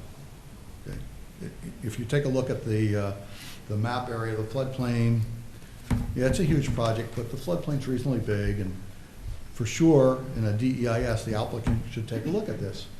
But it may turn out that percent fill itself isn't as significant as things like removing the recharge area, taking the contaminant risk, that kind of thing. So that's sort of an overview of my report. It's a phenomenal location. It's beautiful. It has the future potential to benefit the town of Fishkill, future growth, and you just have to consider your aquifer protection plan. Can I answer any questions? Well, my first question, Debbie, is can we put in for a credit hour's worth of training for this? Thank you. That was really a wonderful overview. Well, I don't want to hog up time. I have a few questions, but why don't we see if other board members have questions first? Anyone want to jump in? He addressed, I mean, you addressed my fundamental question, which was the 295,000 cubic yards of fill that was mentioned in the application, and what the potential impact were in terms of elevation. Kevin, excuse me, you need to move the microphone. Sorry, Thank you. in terms of the impact in terms of elevation, you mentioned 219 feet, which is significant, and then the flow of that into the wetlands, into the creek, as well as what happens to all that impervious ground that is created as a result of the. Stops So you answered that. Stops the recharge to the ecosystems. I mean, it creates a different level because it goes into the wetlands and into the creek in different areas. So from a creek point of view, you still get the the sand and gravel base of the creek still allows recharge of the aquifer, but a lot less. Right, some of it is used up on the site. In terms of what's the loss of recharge on the site itself, the biggest impact would be to the wetland, because there'll be essentially a wall, a big wall, about 100 feet out from the wetland edge, and that, in terms of upland habitat, some of these species that are wetlands, they don't rely only on the wetland. They use the upland area as well. So the 100-foot is it's an arbitrary number. And in here, because the site is so tightly bounded between Clove Creek and the wetland, you're removing almost the entire upland area that species would be using, that promote the species diversity and health of wetland that's there. How would it affect Clove Creek? Fred, microphone, please. How would it affect Clove Creek itself with this building so close to it? Would it change the creek at all? No, the creek would stay the same. The risk would be contaminant influx to the creek. Okay, and I also noticed when you were discussing it with the owner, you made a statement that he had access to not to his own septic tank, but to the property next door to get rid of his waste. Was that a misstatement, or? What I read is in the applicant's questionnaire. Yes. Material, he states that his septic is transported off-site in some manner. Yes, and I don't want to know where it went, because that was something that the applicant's trying to get done. Okay, all right, just a misstatement. Well, that leads me to a question I wanted to ask, which I think you kind of have answered, but maybe you can expand on a little, is would connecting to public sewer, if that were feasible on the site, mitigate some of the potential impacts of the proposed warehouse facility on the underlying aquifer especially, but also on the wetlands, creek, and floodplain? And a follow-up to that is what additional mitigating measures might have to be implemented even if the sewer connection were possible to protect those resources? That's a bigger question. So in terms of the septic, it would be really great to direct that, if the project is going to be approved, you definitely would like that not to be on site. And the flood levels that we've seen at the I-84 bridge of something on the order of 217 or 218 feet mean sea level, I think that, I have to check, but I think it might be slightly above the raised elevation of their planned septic field. So they might have to redesign. If they were going to leave the septic field intact, they might have to redesign so it didn't get overtopped during flood. And ask another one again. Well, it was sort of a follow-up, like if, this is a big question we've been asking the applicant all along, but can you somehow connect to public sewer? If that were, if that turned out to be feasible in some form or other, would that largely help solve some of the problems that you've outlined? Or would there still need to be other types of mitigating measures? And probably a yes or no answer would suffice, because I don't think we have time to get into all the details. But I think the greater risk is from the stormwater contaminants. Okay. And now, in one of the applicant's reports, they talked about how it would be difficult in terms of the septic material to potentially pipe it off-site, maybe under I-84, for example. One of the outstandingly amazing developments in terms of what's called trenchless technology is these firms have boring machines where they put in big pipes, small pipes for electrical cables, for sewers, for floodwaters from rivers. They go under lakes, they go under rivers, they go under railroad tracks. They can meet from two sides within millimeters. Coming in from a mile away. It's accepted around, it's used in cities to try and go, safely around. So if you needed an alternative to get your stormwater off-site, trenchless technology is there. It's being used around the world. It's fabulous. If I had money to invest, that's where I'd put it.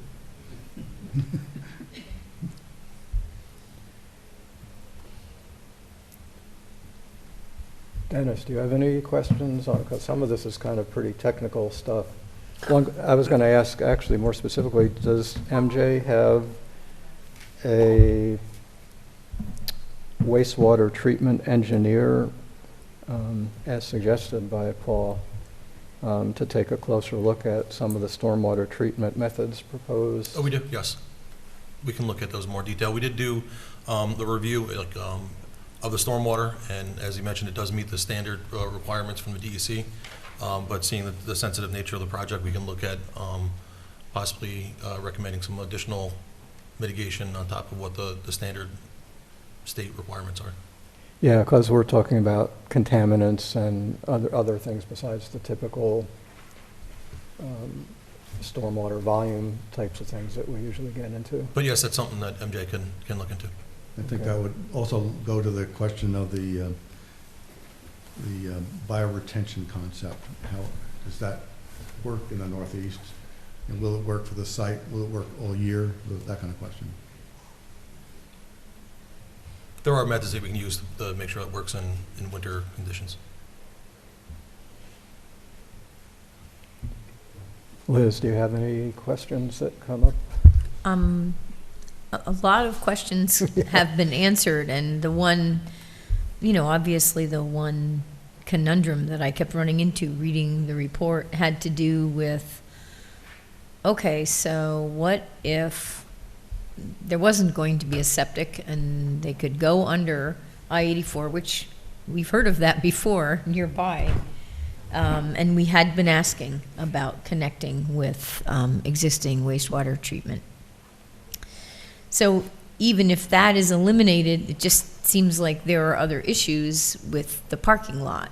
So I guess some of the alternatives that might have to be explored would be treating one thing and leaving all the rest, or treating them all would be an alternative. And the other, I guess.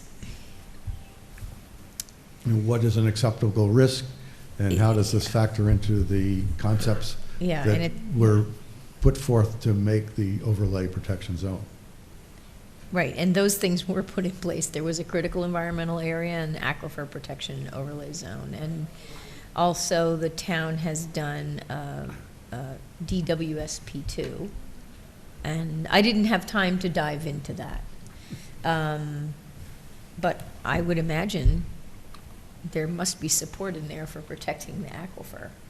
And I know that when we were crafting the aquifer regulations, there were some concerns about how strongly those regulations could be worded and implemented. So,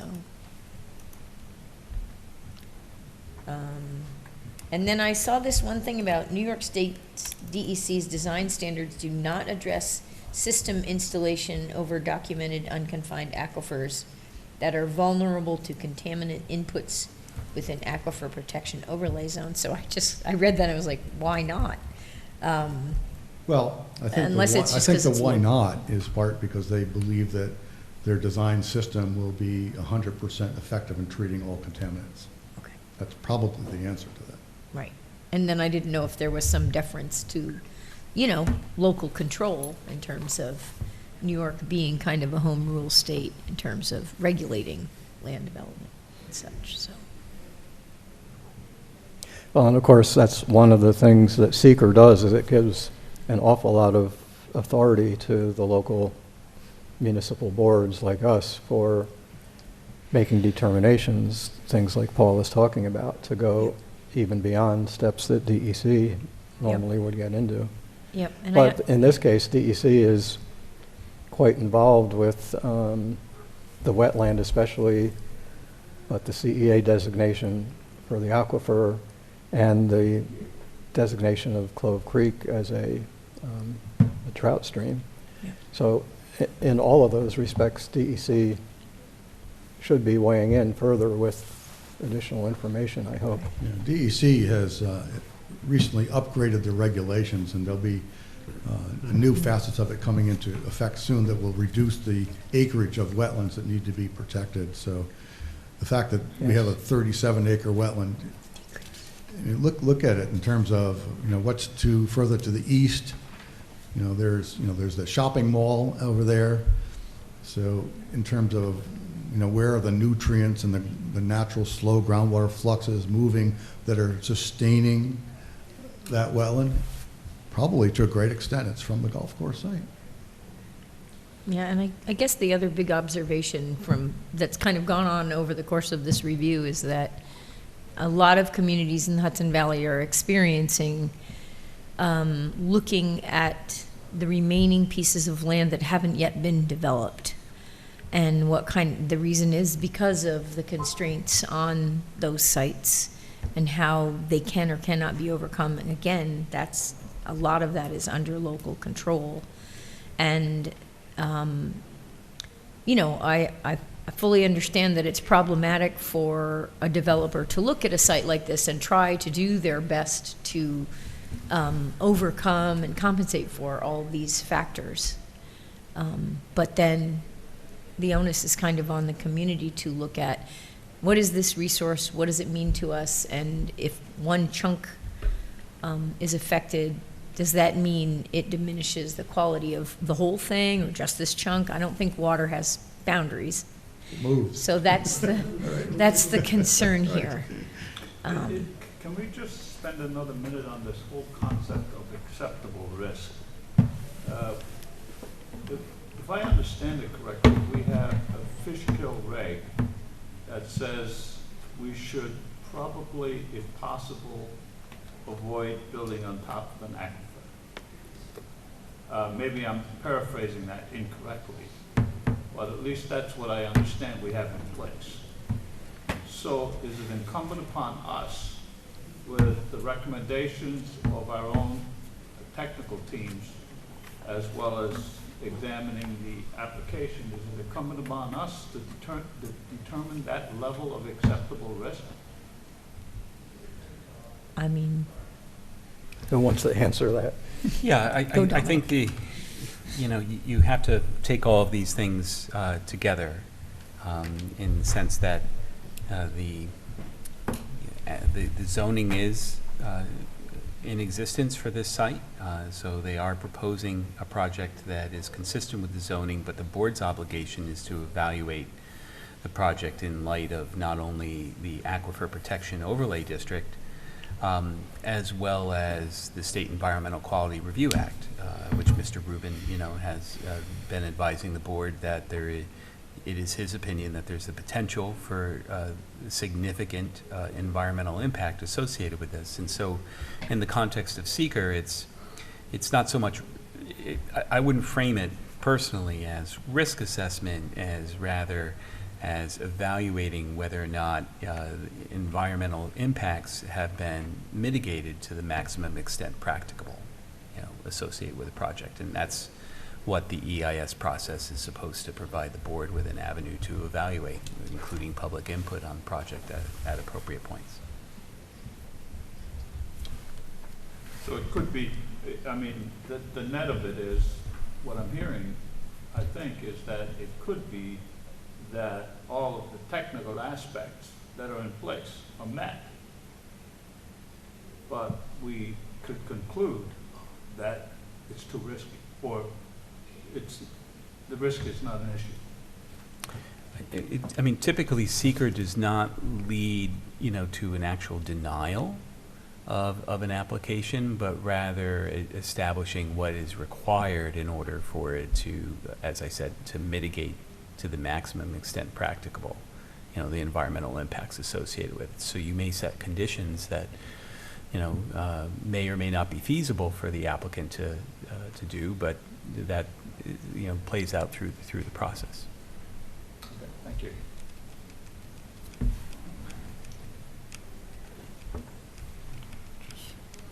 I don't know, I just, because of the severity, about having the aquifer and then hearing all these different projects, and you said, pieces of land, it's just sometimes things are kind of myopic and not look at macro of, what's in front of this project, and impervious land and all this other stuff that it just, I don't know. It is kind of concerning, I understand what he's saying. It's just,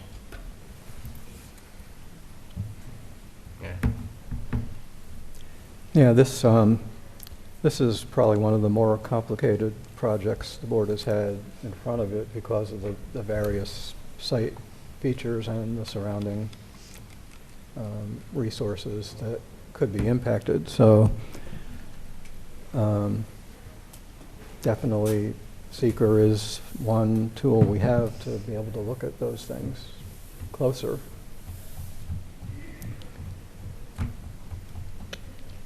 Well, any other questions? We could come back to the board if any more questions, but why don't we let the applicant have a chance to either ask questions of Mr. Rubin since he's here, and or make some preliminary comments about the report that Paul has submitted. All right.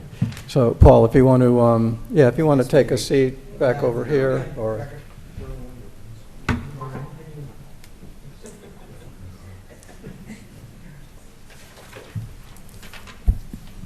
Thank you very much, Paul, for a wonderful presentation and report. Okay, thank you again. For the record, Jennifer Gray from Keen & Bean on behalf of the applicant. I was pleased to hear Mr. Rubin say, and some members of the board and your other consultants acknowledge that we are in compliance with the relevant design standards. And I think that's an important thing to recognize, because those design standards are there for a reason. They're stringent, they're there for a reason. They've been vetted, whether they're at the local level or state DEC requirements. Those are very important requirements for an applicant to meet, and it's no small feat to meet those requirements, especially on, admittedly, a challenging site like this. So I was happy to hear that. I'm going to introduce Mr. Denton in a moment, who will speak to some of the issues that Mr. Rubin spoke to. Before I do that, I just want to hit on a couple things that were mentioned. One, the sewer connection, right? The elephant in the room, the question that we've been talking about. We always talk about that. For several meetings now.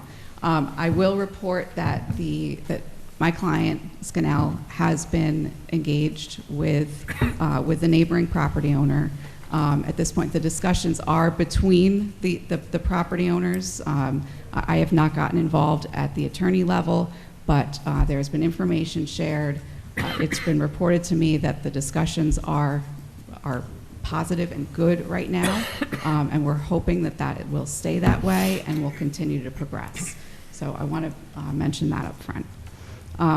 Another thing, before I forget, because I wanted to mention it before Mr. Rubin spoke, not related to sewer or floodplain or any of that, we had offered to the town a trail easement right on the north side of the property. My client did have an opportunity to speak with Supervisor Albert today, met with him to discuss that, among other things related to the project. And I wanted to report back to you, and the supervisor indicated to my client that we should report this back, that he's not interested in a trail, but would be interested in open space. So we will fold that into our project plans going forward, assuming that the board agrees with that approach. So getting back to Mr. Rubin's comments, there were a couple procedural items I want to mention with respect to SECRA. I was surprised to hear the word segmentation mentioned. That word has not really been discussed in terms of this project. I want to quash any notion that there is any kind of segmentation going on as it relates to this project.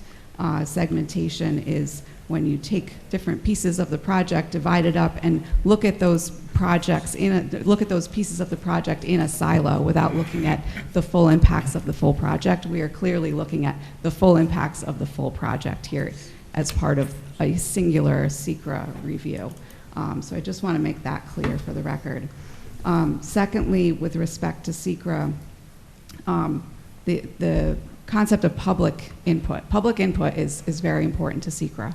It's one of its cornerstones. However, you can have robust public input with respect to SECRA without issuing a positive declaration. And I think the first application on your agenda tonight was a good example of that. You've had robust public comment without taking that step yet, or ever. That's the key, yet. I was listening to the conversation, so without taking the step of issuing a positive declaration. And lastly, because we have discussed this point specifically before when we were going through the draft EAF Part 2, I wanted to mention it again. Mr. Rubin spoke of dewatering as an indication that the depth to water table on the site is less than 3 feet. And he indicated that the EAF answered this question that yes, the depth to water table is less than 3 feet. The Part 1 EAF answers this question in a negative because we have specific geotechnical borings, physical tests that were done on the site that indicate that the depth to the water table is not less than 3 feet. So I just want to make that clear again because we had talked about that in the past. With that, I will introduce Mr. Denton. He is here from Terracon. Mr. Denton is a certified professional geologist, and importantly, he's also a licensed professional soil scientist. He specializes in hydrogeology, among other things. And I believe that when you hear from Mr. Denton and you receive his written report for your next meeting, you'll see that we're able to demonstrate through objective, factual reporting that there's no rational basis here for a positive declaration. So with that, I'm going to turn it over to Mr. Denton. Thank you.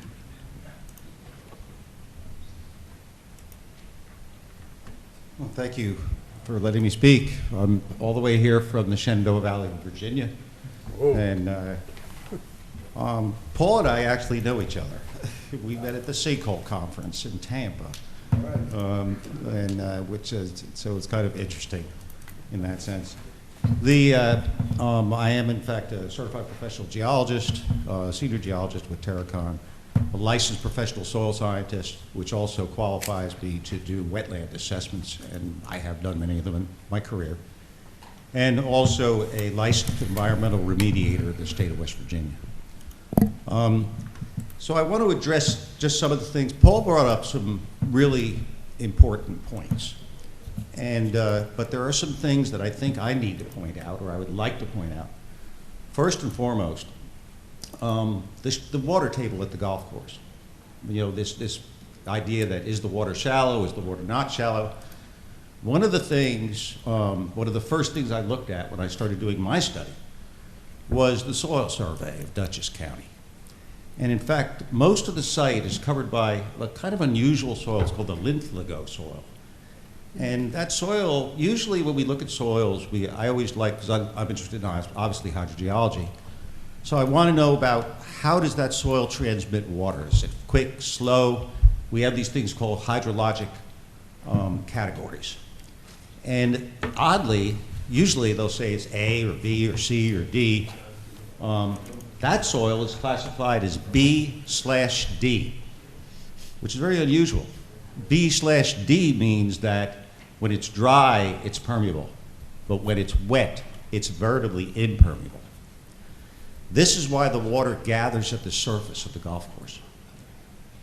Because during the winter rains, the spring rains, the water collects on top of that soil, which now becomes impermeable, okay? And the water can't get through it, so it collects. It's the same thing with the wetland. The wetland is a palustrine forested wetland, and it's classified as E on the last part of the wetland classification. E means that it's seasonally flooded. If it was B or D or H, it would be fed by groundwater, but it's not. It's, again, it's fed by the same thing. This lint-ligo soil keeps the water from percolating into the ground when it's wet. And then it dries out a little bit in the summer. So that's one thing I want to mention. Paul made some good points about E. coli and septic systems. A lot of what I work on myself is I work in aquifers that are fractured bedrock, in karst aquifers, in unconsolidated aquifers. I was brought up in the Pine Barrens of New Jersey, sitting on top of one of the biggest unconsolidated sand aquifers in the East Coast. And because of that, I'm familiar with how these different aquifers behave. I work a lot in karst, and one of the things, karst is, of course, limestone. You have karst environments here. And one of the important things about karst is karst does not have any, limestone has no filtration capacity whatsoever, none. What goes in comes out. Your aquifers here are sand and gravel aquifers, so they do have some amount of filtration capacity. Not enough to clean up a heavy overburden of contaminants, obviously. But if you ever heard, you know, people put sand filters in as a way to clean up a stormwater system. But here's the important thing.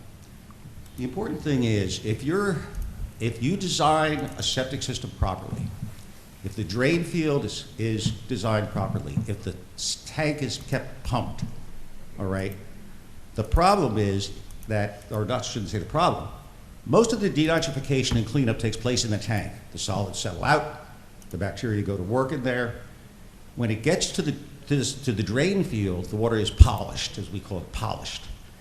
If a drain field and a septic tank are kept maintained, there should be no E. coli getting out, okay? We did a big study. I'm actually on the Water Advisory Committee for Jefferson County, West Virginia. And we did a big study on coliform bacteria. People were blaming it constantly on septic tanks. And in fact, when we did the DNA study, we showed that the majority of that coliform was actually coming, it wasn't E. coli, it was coliform. We actually didn't find much E. coli. But the coliform was actually coming from livestock, animals, even though everybody was constantly blaming the septic tanks. I did work on a site. I worked on the watershed management plan for the Warm Spring Run in Morgan County, West Virginia. And we had a terrible problem with E. coli and coliform. And what was happening, we discovered, and it was, oddly enough, it was up in the tribs, which is the headwaters, all right, of the Warm Spring Run. And every time it would rain, the coliform would shoot up, okay? What we discovered was that the septic systems in there had all been installed 25, 30 years ago. The drain fields were in shale. The septic tanks had probably never been pumped out. They should be pumped out at least once every 5 years, all right? A drain field in shale, all right, doesn't work. There's no bacteria in it. It's not soil. And so when it would rain, all the little wet weather springs would come alive, and what was coming out of them? Almost untreated effluent, all right? So the important thing with a septic system, it doesn't matter what type of facility it's serving. It has to be kept maintained, all right, and it has to be properly designed. Same thing with stormwater. Stormwater, you know, there's three kinds of forms that contaminants can take, all right? There's what we call free phase. That's if I pour some gasoline out or some oil, that's free phase. Residual phase, which is where it sticks to particles of sediment. And dissolve phase. And petroleum hydrocarbons obviously don't dissolve very well. You know, if you ever try to mix gasoline with water, it doesn't dissolve with water very well, does it? Most of the contaminants that we see entering the environment enter as residual phase contaminants. attached to sediment particles. Residual? Residual phase. Okay. Yep. You're going to get CUs from my talk too. But, Well, it depends how the long key you is that we want to catch those things before they get to the place where they can do damage. And so I do know the design that they proposed for this site. This was one of the first things I asked them when I heard that they were going to be discharging the water to the Clove Creek and possibly some of it to the wetland. Was how is your system being designed? I said, I hope you're going to have a sedimentation forebay. And the answer was yes. A sedimentation forebay is a smaller area before you get to the pond where the heavier sediment is allowed to settle out. All right? And you design it in such a way that it can be cleaned out periodically. Then the pond itself is actually the basin, is being designed as a bioretention basin. So it'll be planted. The plants assist in cleaning up the water. Again, removing a lot of the contaminants, catching a lot of the lighter sediment, okay? And I would imagine, because I know we have very strict rules in Virginia and very strict rules in West Virginia about what can be released into stormwater. And I would imagine New York has pretty strict rules as far as that's concerned. So the water's got to be monitored. You know, you don't just simply build a stormwater pond and then release water to a trout stream and not monitor that water under pretty stringent conditions, I would think.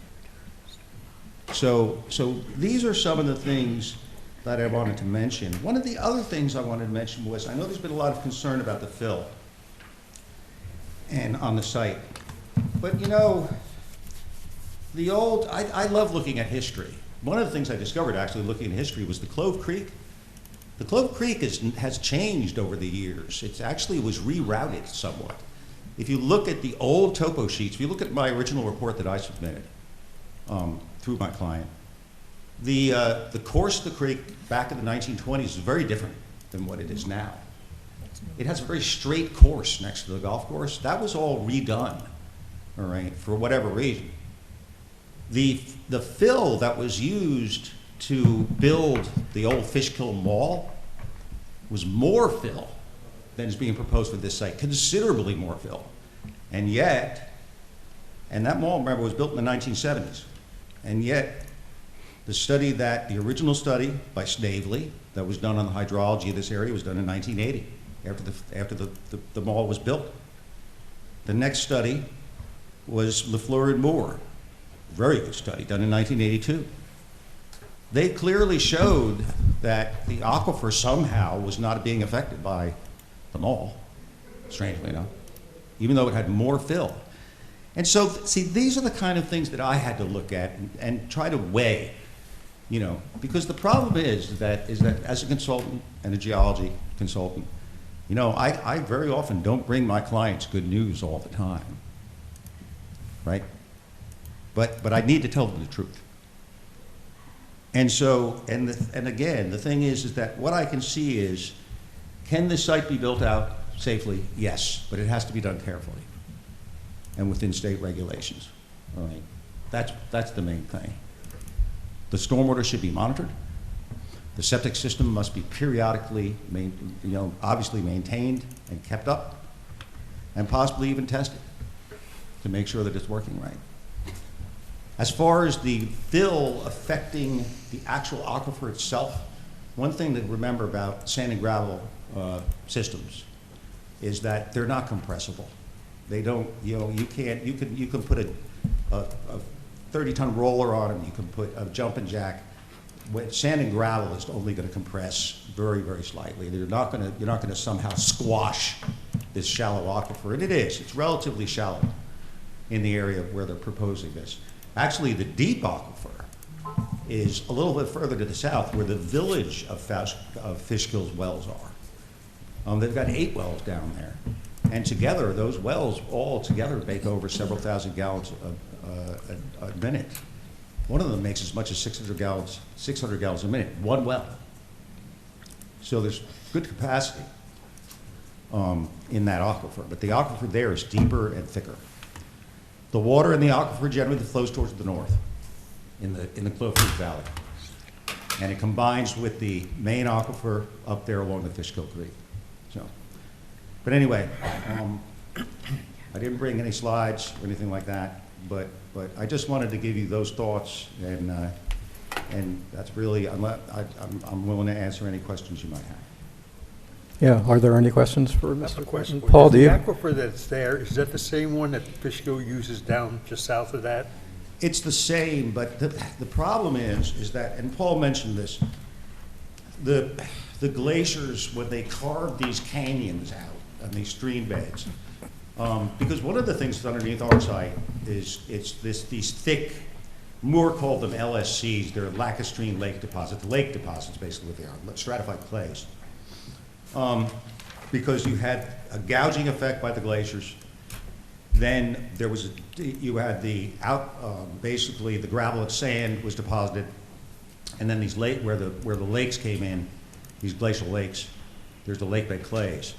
That gravel and sand aquifer, yes, extends all the way from south of this proposed site, well to the south, goes to the north, and then it combines with a larger aquifer there where the actual supply wells for the town are now.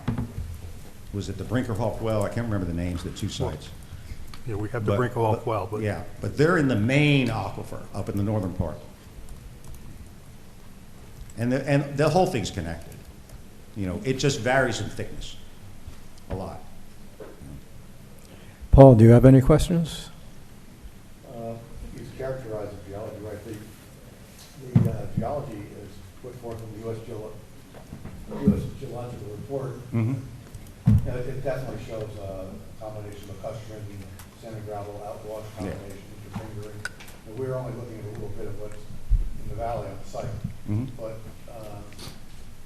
as you said, the report does document the groundwater flows to the north, and that's in the direction of some of the other Right. The primary water supplies. I think the nearest one's about 0.55 miles away. So since the groundwater flows north from this site, Mm-hmm.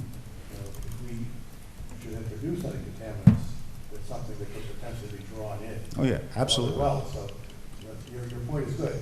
The aquifer is extensive and interconnected. Mm-hmm. So contamination anywhere is a risk. Yeah. I mean, that's the thing. The whole idea is making sure it's not being contaminated. That's one of the things people have heard me talk about endlessly at the Sinkhole Conference and other symposia, is this is our last best chance to keep these aquifers clean.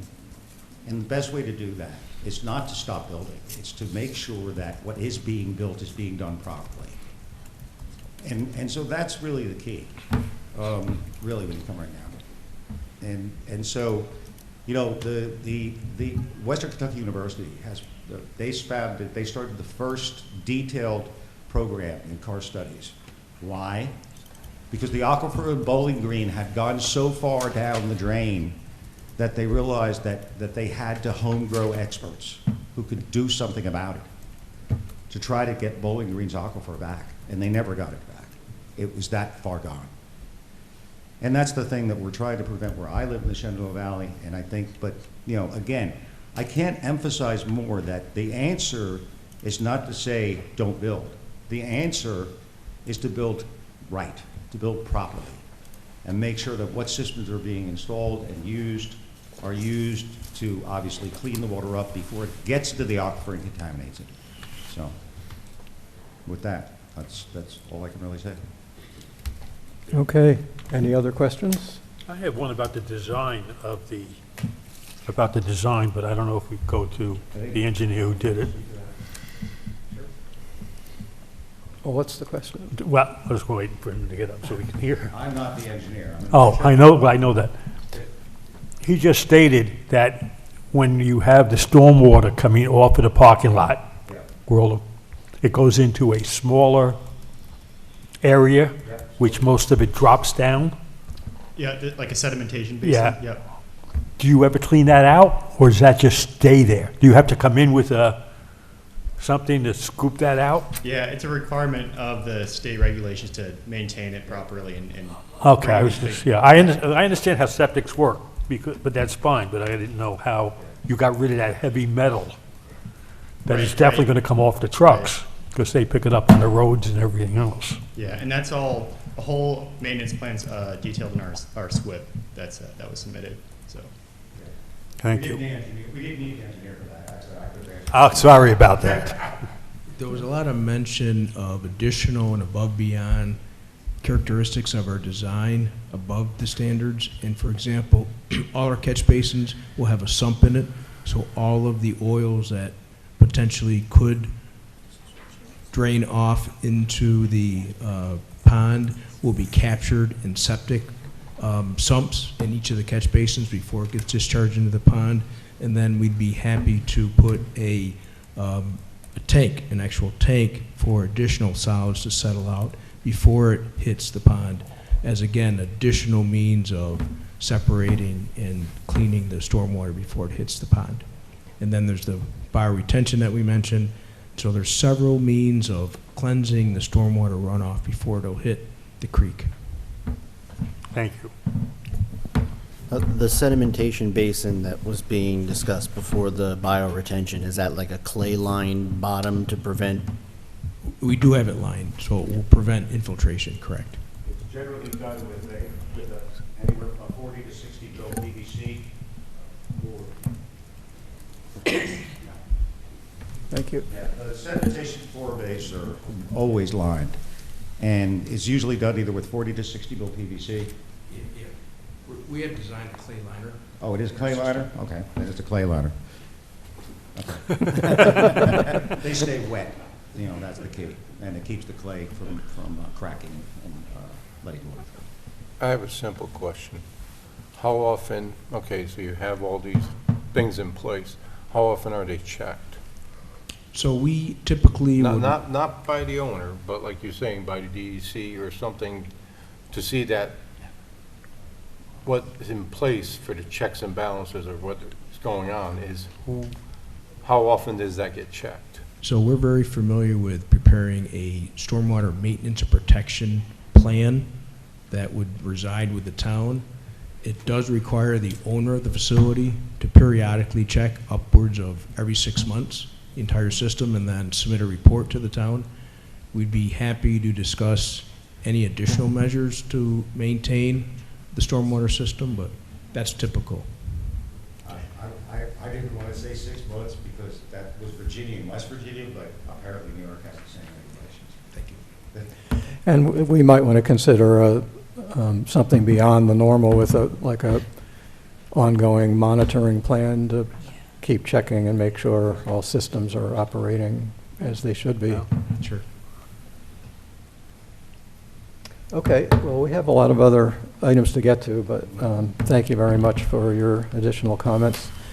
And Paul, thanks again for coming. We'll probably, so once the applicant team submits responses to Mr. Rubin's study and report, we'll probably ask Paul to take a look at those and then in turn report on the report on the report and see where we go from there.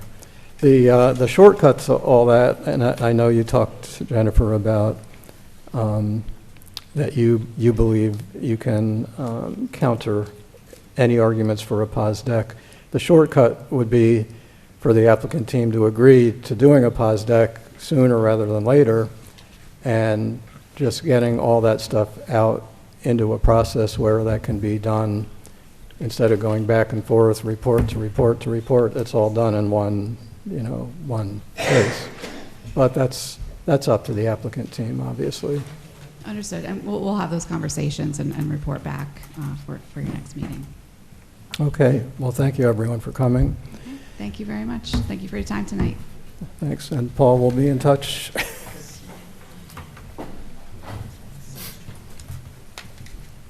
All right.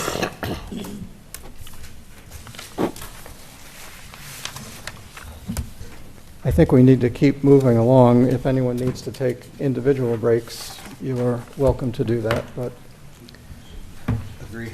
so we're going to move on back to Century Aggregates. 107 Route 9 site plan, board to review the submission made by the applicant's representative on May 28, 2025. So welcome again, and Mark, if you'd like to give us a little bit more of an update on the submission that you guys made. As I said prior, we've submitted both the bridge capacity analysis. We did a pre versus post. We're under an acre of disturbance, so SWIP is not necessary. But the report proves that we are not creating any additional impacts in the post-development condition. And we're in pre. We've mainly spent time addressing comments that were generated during the public hearing, both vocally and through the written letters. We've added some signage, I think that we've talked about, at the entrance to alert drivers about pedestrian and cyclists on Route 9. And generally, we just really made changes to our plans based on the comments we received from both the board and the consultants.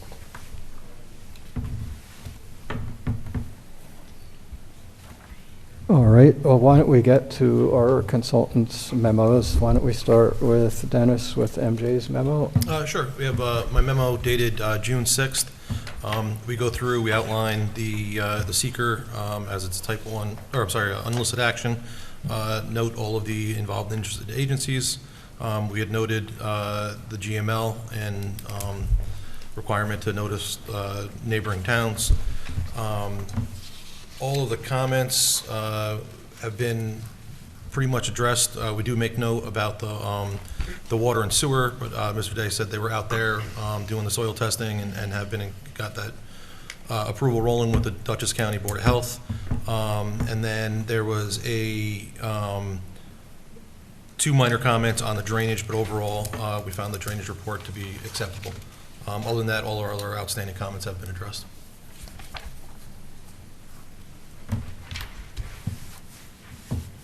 Any questions for Dennis? Dennis, how far does the aggregates plant from the aquifer that we're just talking about? I don't know off the top of my head, but it's a pretty good distance. 1.8 miles. Who said that? Mr. Kraft. Oh. It's on the map. From the audience. Does that mean anything? Or? Right now, I mean, there are requirements for being over aquifers with the sediment and erosion control and with the stormwater, which they do meet. It's separation between basically groundwater. And again, much like the other project, there are pre-treatment measures in place that would basically, before it goes into the pond or infiltrate, that it would be capture treated, and similarly they'd have to maintain that, but there is again a forebay on this this pond as it's designed. So there is a treatment plan in place, and there is a monitoring of the treatment plan as part of the submission. Is that in your report? There's a monitoring, meaning there's pre-treatment, and then there's going to be maintenance has to be done for that pre-treatment. That again would be either depending on what it is, monthly, 6 months, or a year. They'd have to go through again, cleaning out the system, cleaning out. They have sumps in the catch basins, and then again a forebay that's part of that pond. Is that catch basin in the forebay line? Yeah. When clean-out's required, or? The forebay, I believe, I don't know if it's gonna be lined, but the actual main portion of the pond would be infiltrating. So it would be, there's a pre-treatment that would remove all the heavier object, like heavier sediment, and then it would go in and go to infiltration. Okay, thank you. Yep. And if we could be heard, I think it's important that we focus on this particular application, which is, this is a proposed redevelopment on 1 acre. Yeah, understand. And I appreciate that. I'm You just, do. I just got aquifer on the brain right now, right? And so, this wasn't just good from a technical. We know there's a wash coming off of Yeah. the building, and Right. I just want to be sure that we treated that. My question to you guys is a little bit different. You mentioned that you've addressed all of the comments the public comments that we've received so far. By address, do you mean that they're resolved or just addressed? No, so There's generally. an answer. Sure. The public comments were reviewed. They were categorized by topic. We've submitted responses. That an applicant's duty is to respond to the public comments received. Your technical staff has reviewed that response, and they're reviewing, if you will, their review of our responses to public comments, okay? That dialogue continues until the board's in a position to make a determination. And Kevin, that's ultimately up to the board to decide whether the responses have been resolved or addressed or none of the above. Got it. Thank you. All right, well, why don't we move on to CPL's memo? Okay. Liz, you want to run us through that? There were, the comments really have whittled down. And during the last month or so, we had a pretty productive on-site visit and talked about a few things, and which I'll get to in a moment. But the one thing I want to say is that there was offline consultation between George Schmidt, our noise specialist, and the applicant's noise specialist, Mr. Milliman, I think. And Who's here tonight? Who's here tonight? And as a result of the changes in the study and George's review, his conclusion was that all the prior concerns about noise were addressed, and there aren't any more comments, and the proposed mitigation involving remaining site vegetation remains to be addressed, but that's part of the considered mitigation for both noise and visual. Accordingly, pending clarity about retention of site vegetation, the proposed operation may not, pending clarity on the site vegetation and retention, et cetera, significant noise impacts would be mitigated. And so, and I really appreciate the signs that were changed to alert drivers to pedestrians as well as bicyclists going in two different directions. We had some prior comments that were more focused on some of the wooded areas up near the road, near the exit that's supposed to be closed. And at the time, there was some notation, it just wasn't very clear about how any of that vegetation would be retained, but during the site visit, there was some discussion about whether it would make more sense to have vegetation retained closer to the actual site. So what ended up coming to be, right now there's just notation that describes a 100-foot buffer on either side of the creek in the site, which is near where the proposed plant is. But it's just a piece of notation. So I have a comment at the bottom of page 2. I'm sorry, I'm going to go to the top of page 3. I'm going to read you the notation. It says, the applicant shall not remove existing trees within 100 feet of either side of Clove Creek for the length of Clove Creek corridor located 500 feet north or south of the bridge serving the project site, which is a great concept.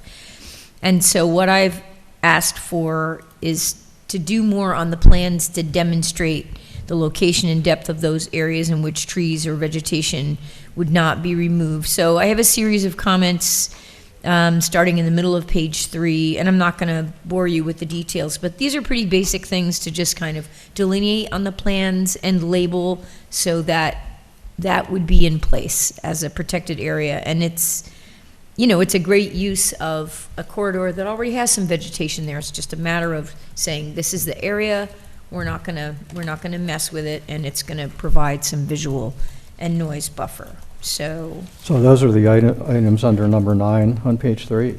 yeah, they're bottom of page 3, number 9, and going on to top of page 4. And it looks like a lot, but it's really a bunch of plan, you know, things that are indicated and delineated in the plan, and some notation. There were a few questions about what is left there as far as vegetation, but I don't think, you can see when you're on the site that there's plenty of vegetation on either side of the creek. It's a matter of characterizing that. So I felt that a lot of progress was made. And then I also commented at the bottom of page 4, Hudson Highlands Land Trust had a comment, and I'm not going to read it out loud, but it's on the bottom of page 4. And it has to do with groundwater contamination, batch plant materials, etc.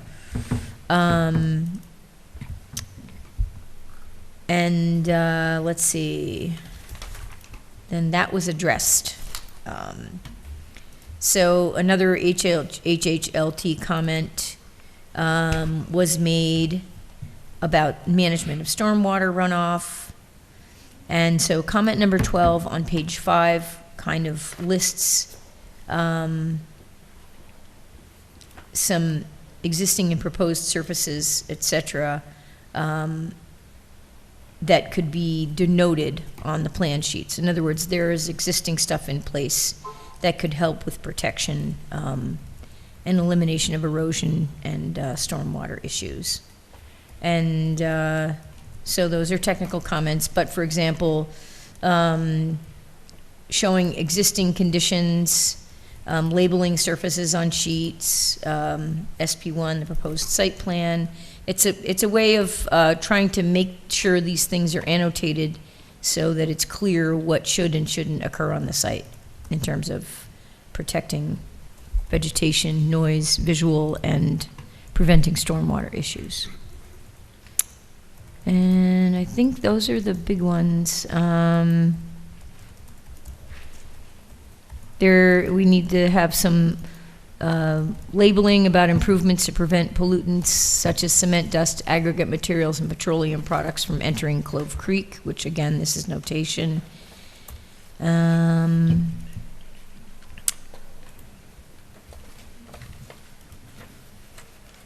And I acknowledge that the Clove Creek riparian corridor is designated as a critical environmental area by the DEC. It would help to have some kind of a response to that. I believe we did. You did, okay. Maybe I haven't read the whole thing. We also Okay. responded to the other comments that were made about potential contamination. We went into depth about the explanation about the sump and how it would work. And how we also would like to point out that the silos they have bag houses on the top. We'll address that in a minute. Oh, Okay. Thank you. Yeah, and any of that can be denoted on the plan I think is very helpful, rather than just verbally saying it. Anything can be pointed out. I think it's all right. Yeah, okay. And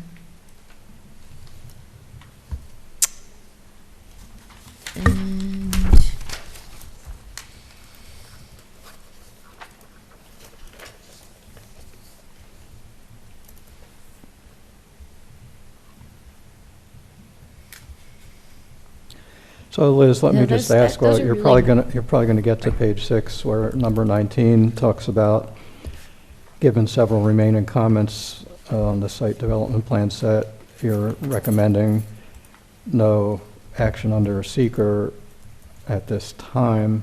will not. But we started talking about that during the public hearing, and I'm Mhm. just wondering whether you kind of suggested that a lot of those remaining items, which you did a good job of explaining what they are more technical in nature, related to adding specific markings on the site plans.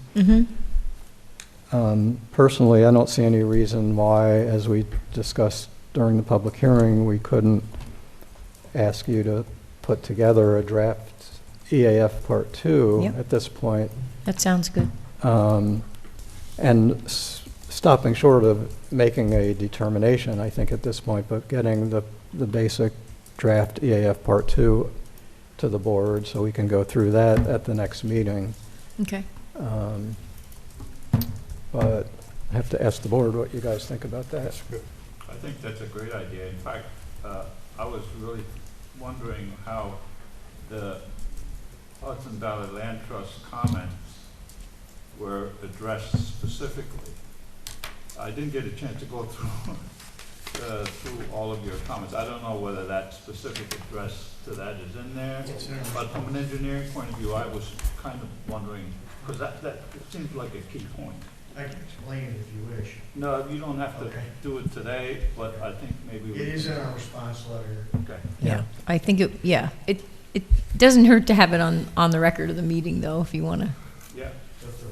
That's what I'm thinking. Go ahead. I think it's on people's minds. Basically, what's gonna happen in the concrete batch plant building, there's gonna be a sump where the trucks will come back from their deliveries. Now, understand, they wash out at the site, but they don't get it all out, as you may know. They only do a rinse. So they'll come back to the site, there's a sump in the bottom of the concrete batch plant where they will discharge, they will wash out, everything will remain in the concrete sump.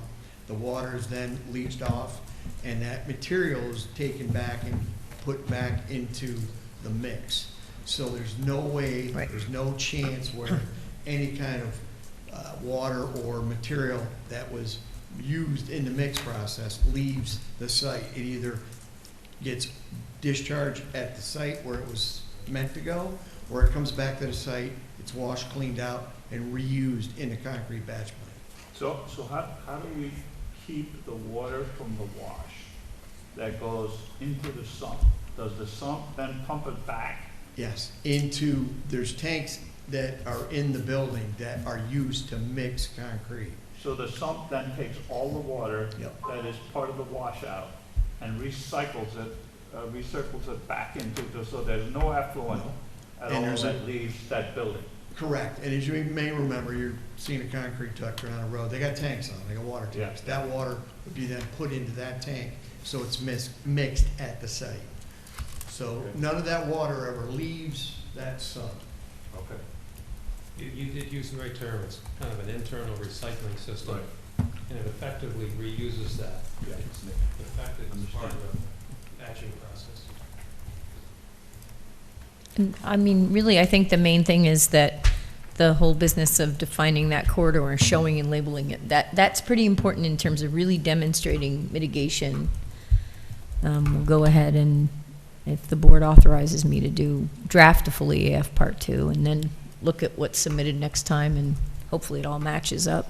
A lot of the people talked about dust. Do you want to explain how you take care of And that? I'll take the first crack at that. So the response, when you read that, will say the air emissions from the concrete batch plant will be subject to DEC regulation, and those will need to be complied with. Okay?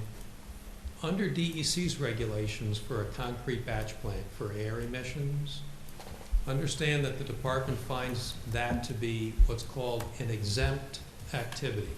They find that there is no adverse impact from air emissions if you do two things. You have a fabric filter for the cement silo, and you have a shroud or some kind of vacuum system where the material dumps into the truck. That's in DEC's regulations, and if you meet those two, it's then an exempt activity. You do not need a state permit, because the department's determined that when you implement those technologies, there are no significant air emissions. We've heard a lot of comments about dust and 1 mile and 5 mile radius, but when you actually look at the regs, DEC has addressed that. There will be the filter fabric, generally referred to as a bag house at the top of the cement silo, and the company will put in the shroud where the material dumps into the truck. Once those are met, it's an exempt activity. That's how the potential dust and particulate matter is addressed. It'll be implemented for this project, and that's how the department appropriately views it from an air emissions perspective. Am I missing anything, Mark? So Mark, is that, it's built into the design of the silos in the plant, but will that be, or is it shown on the site plans? We will make notation on it, but yes, that will be. Okay. Thanks. Sorry, Liz, anything else? Any other questions?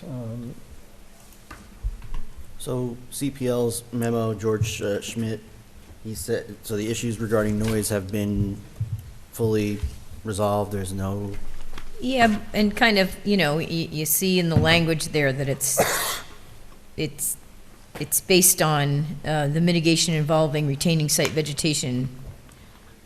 So clarity about retention of site vegetation and the proposed operation. Yeah, I So, mean, and 'cause- that's what all the comments were about. yeah, I mean, because in my mind, I was giving thought to, could we possibly suggest a noise study before construction and sometime later, if there was, There was a noise study. no, but Oh, like okay. one that I would see. be conducted Oh, after after. construction. Oh. Yeah, a post-development by study comparison. for comparison. To at least validate that that is in fact correct. Like And I post-operation don't mean, noise? yeah, Okay. Like a condition? yes. Okay. At least to validate it, so once it's in operation, there's a I mean, obviously, you'd have to scope out where you would take those readings from, but I think that would help validate the concern. It Sounds sounds good. like should not be an issue, but I think that would help. Okay. After it's constructed and in operation. Yes. Hi, Brian Nolan, the noise consultant. Doing a post-construction noise study would be actually really difficult in this situation, just because there's so many variables. There's so many other commercial, industrial uses right around there. You'd have to factor all that in. So we have to have the same traffic load, I don't know. the same number of businesses I open. would go back to George. From what I They took would hash it with my out. original readings, and I don't know if we could match that up exactly. Like, for example, when I took my ambient readings, Cranesville Aggregates was not operating. They would be a noise source that would impact any kind of post-construction. And if they were running when we were collecting sound levels, that would, could potentially cause a spike in the sound levels. And what do you attribute that to? Perhaps it wouldn't be just one snapshot before and after, maybe it would be over a week period before and then a week period after, so at least it's not one moment in time, and you can, at least suss out where other activities are taking place. It would be over an extended period of time. Still, we'd have to factor in all the external variables. I mean, Dominic was just leaning over and mentioning the idea of doing a baseline reading of noise under current, if there's background activity going on now and that's recorded on a few occasions, and then. That's what I'm saying, the Right. baseline would be done not Right. just once, Right. like right now, it would Right. be over a day, 2 days, a week. Right. So, Right. okay, we kind of get a pattern of what the noise patterns are in existing conditions, and then once it's completed, you take it over another week period, or whatever the period you use for the baseline, you do the same, and then you just, so it wouldn't just be like, all right, right now, sure, right now there's no noise out there. You Like, define a typical environment Right. over a period of time. I'm not saying that the mitigation provided is not sufficient, but I'm just, Right. it's a major concern that was raised. Can Yep. you validate that what's being provided is sufficient?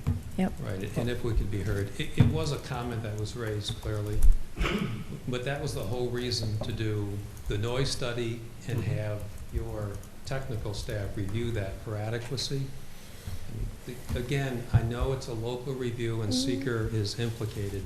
This was done in compliance with DEC's noise assessment policy. It was reviewed. And I have to concur with Brian that it almost sounds like what's being suggested is some really additional supplemental noise analysis now, construct, and then do noise analysis after. And I think I concur with Brian. When you do that, it's tough to single out what's the noise source, what's generating that number.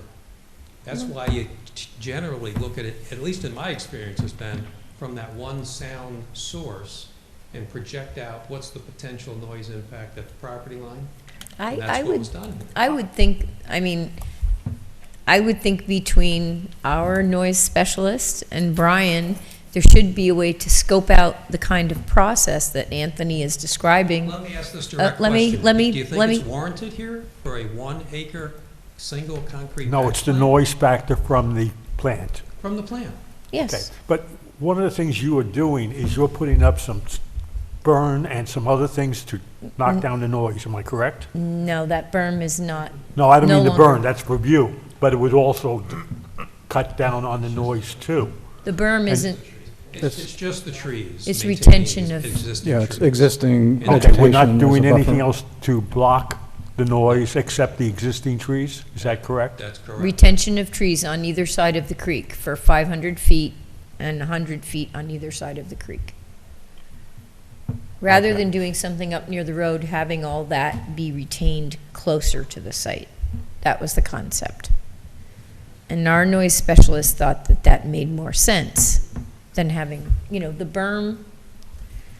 And that wasn't, and also there was reluctance to, putting any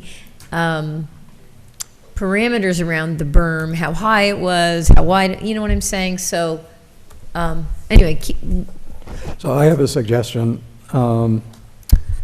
Why don't we have some cross-communication yes. between the sound, the noise experts? We did. But I'm Not on this particular issue. I'm just asking for some additional communication Yes. to see whether something reasonable in line of what Yeah. Anthony was suggesting might be able to be done, and report back to us. And if the answer is no, it just won't work, so be it. And I'd be personally willing to accept that answer. But instead of talking for another half hour about it tonight, could we get some offline communication and Yes. see what, if anything, might be able to be worked out? That makes sense. Let the technical folks working. That's what I was suggesting before, is that they, come up with the scope, like you're talking about, and figure out what's reasonable. Maybe it won't work. I don't want the board under the impression that we will come back with the particular parameters for pre and post noise assessment. Right, and The that's answer may be okay with me. It just doesn't work. That's okay with me. There may be a technical basis here for saying, in this situation, as admirable as it could be, it won't work for the following reasons, and we may report that back. However, I suspect that even, wait a minute, Fred.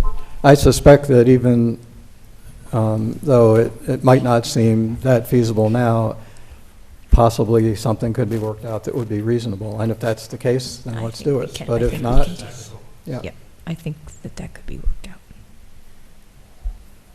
All right, anything else? Because I think what we could do at this point is see if there's a motion to authorize Liz at CPL to prepare a draft EAF Part 2 for the board's consideration at the July 10th meeting, including appropriate coordination with MJ Engineering. Would someone like to make that motion? Yeah, I would. So moved. Second. Anthony moves it. Fred seconded. Oh, Fred seconded it? Okay, thanks. Yep. Any further discussion? No. All in favor, please say aye. Aye. Any opposed? Any abstentions? So that carries. So Liz, we'll look forward to getting that from you. Okay. What else? I think that pretty much is it for tonight. Do you have any other questions or suggestions for us? We're good, thank you. No, thank you. Thanks for your Okay. time. All right, good.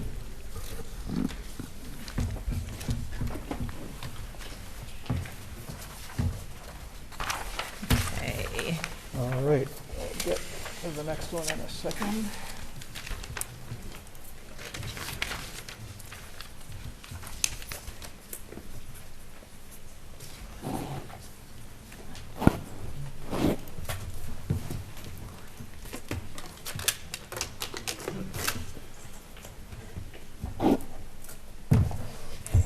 Okay, the next item on the agenda is Fishkill Self-Storage, 1292 Route 9D, Site Development Plan and Special Use Permit.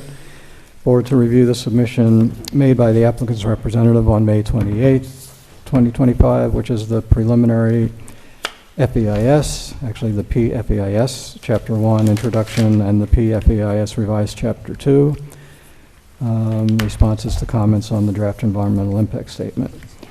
So I guess the first thing we should ask is if the applicant team could just come up and give us a brief update on what was done and what was submitted. And then we have a short memo from CPL after that. Sure. So really the only substantive, sorry, Al Glad from Cuddy and Fader. The only substantive changes really to the responses in the FEIS, I believe, are that we addressed the characterization of the speed of the traffic in front of the site and added more information to the responses about the traffic regarding the box trucks and the truck route plans. And that's basically it. Those were the only comments that we felt we could respond to. All right, Liz, do you want to talk about your short memo? And Sure. your short memo is very impressive in Oh. terms of its In terms of it length. being short. Yes. Notable. And it's one of the best memos I've Okay, ever seen. point taken. So please, go ahead. Okay. So I did take a look at the May 7 PFEIS, and I started to, I did provide, I started to provide some, I provided actually a pretty hefty set of comments for the planning board. What I had done, I think the format wasn't maybe to the board's liking, but what I had tried to do is I had 24 comments that were in bolded text, and they were throughout the document. And what I'd hoped is that they would stand out enough that you could find them in bolded text. So those were the additional comments that I had.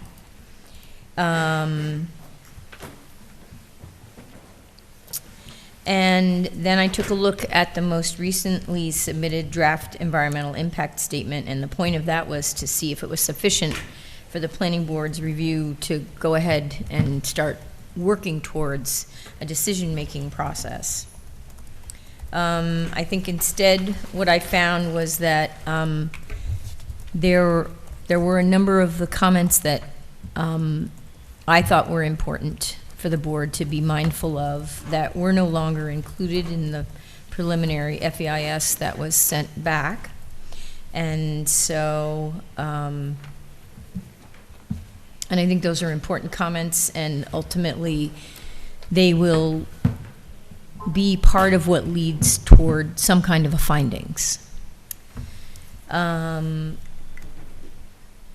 So I guess at this point, I feel that the best thing for the board to do, and of course, if you have questions about what was recently submitted, we can talk about that.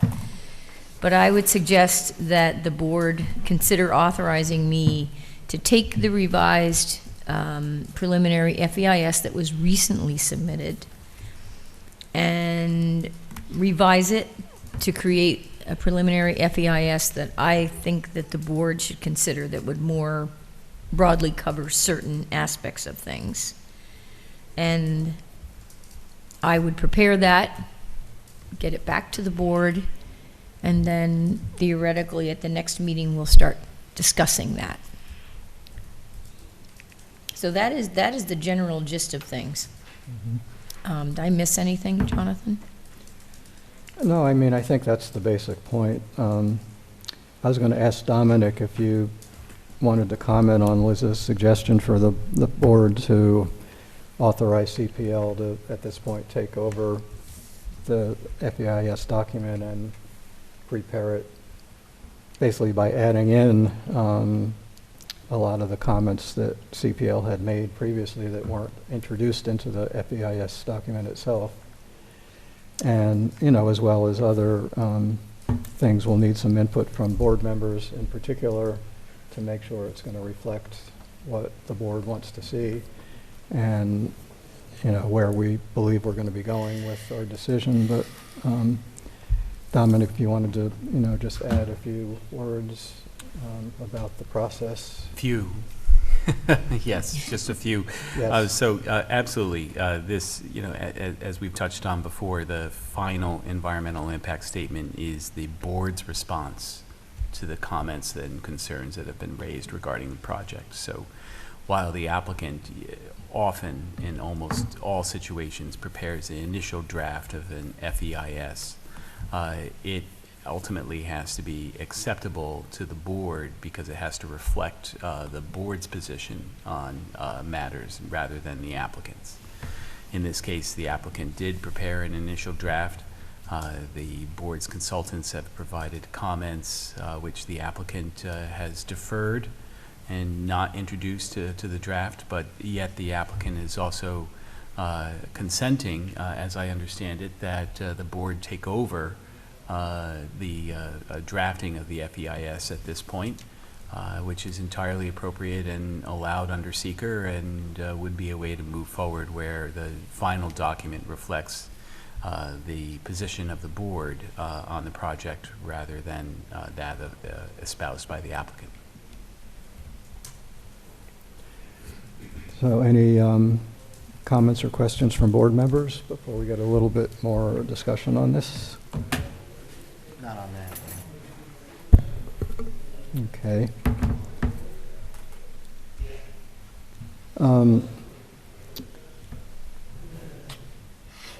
Well, I wanted to make a few points. I totally agree with Liz's recommendation.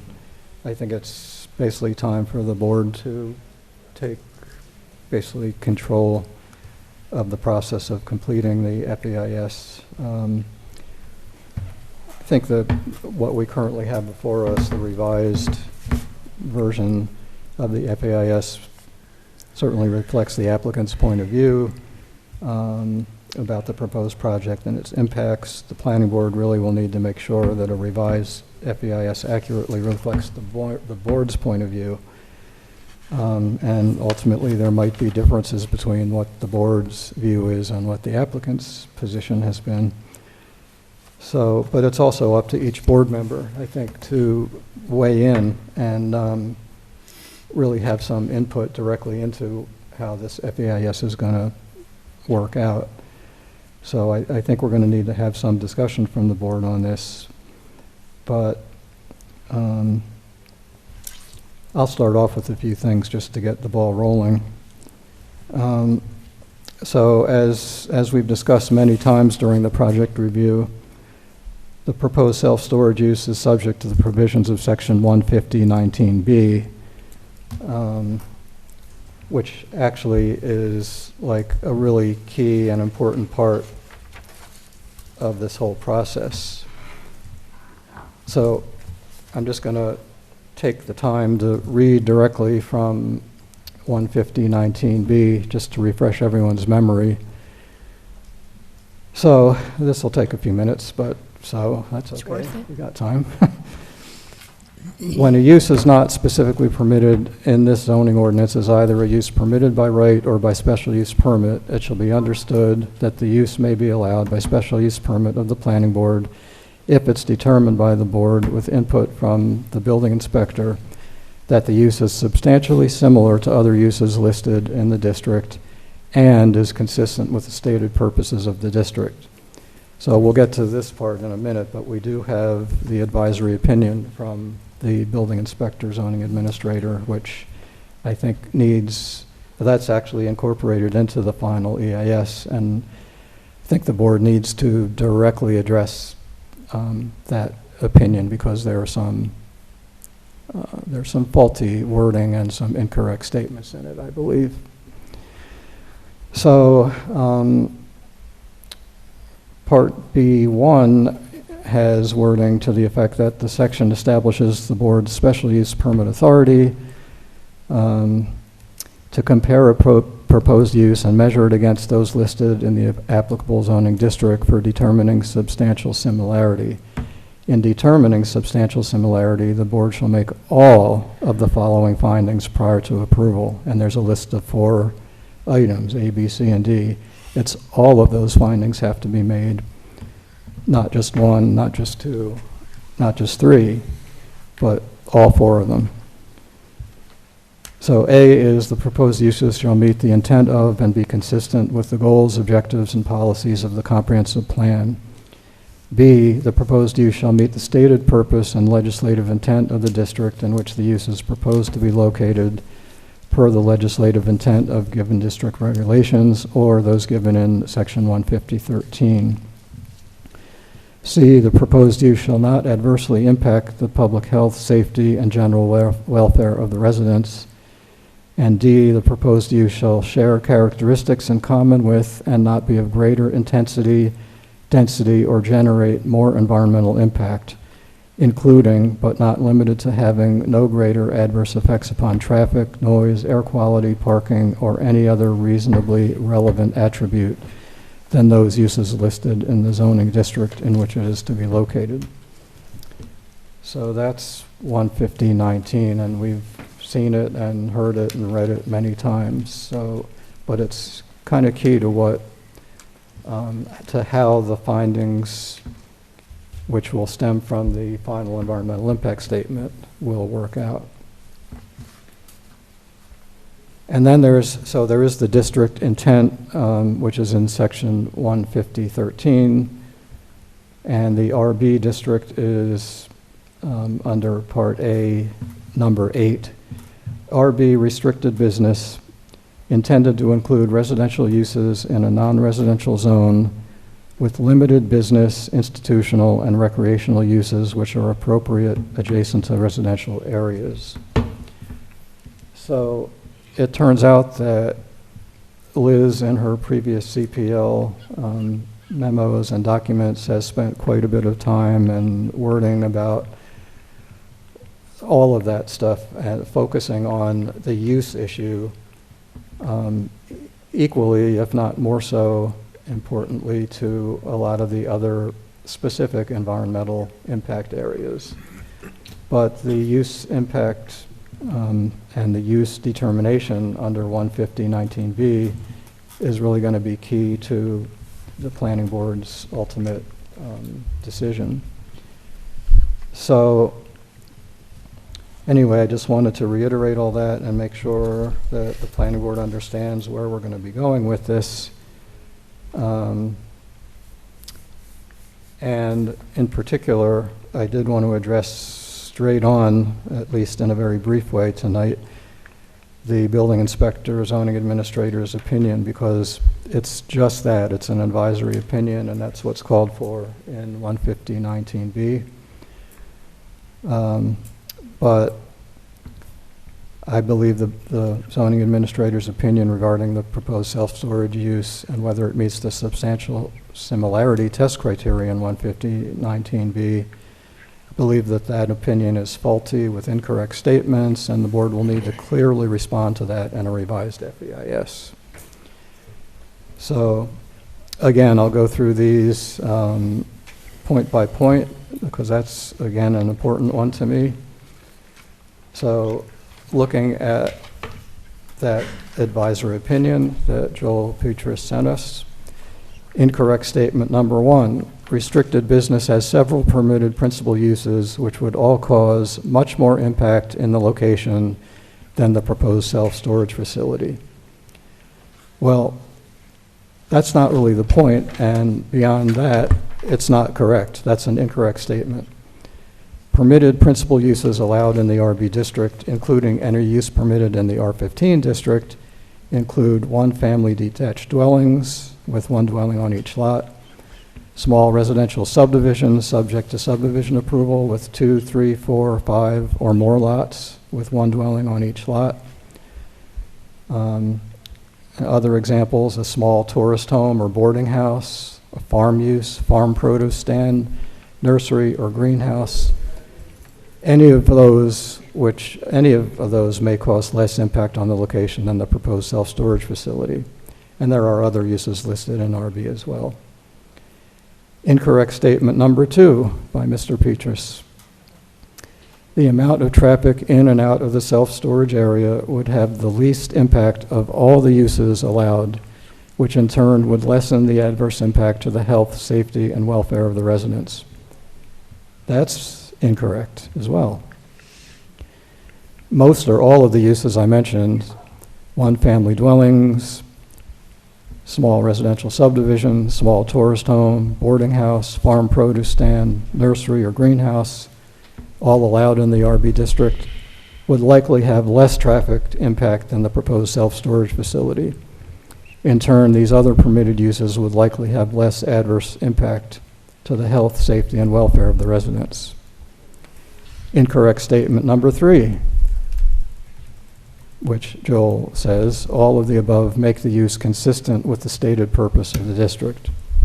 I believe that's totally incorrect or speculative at best by the zoning administrator, since the stated purpose of the district is not even stated in the zoning administrator's opinion.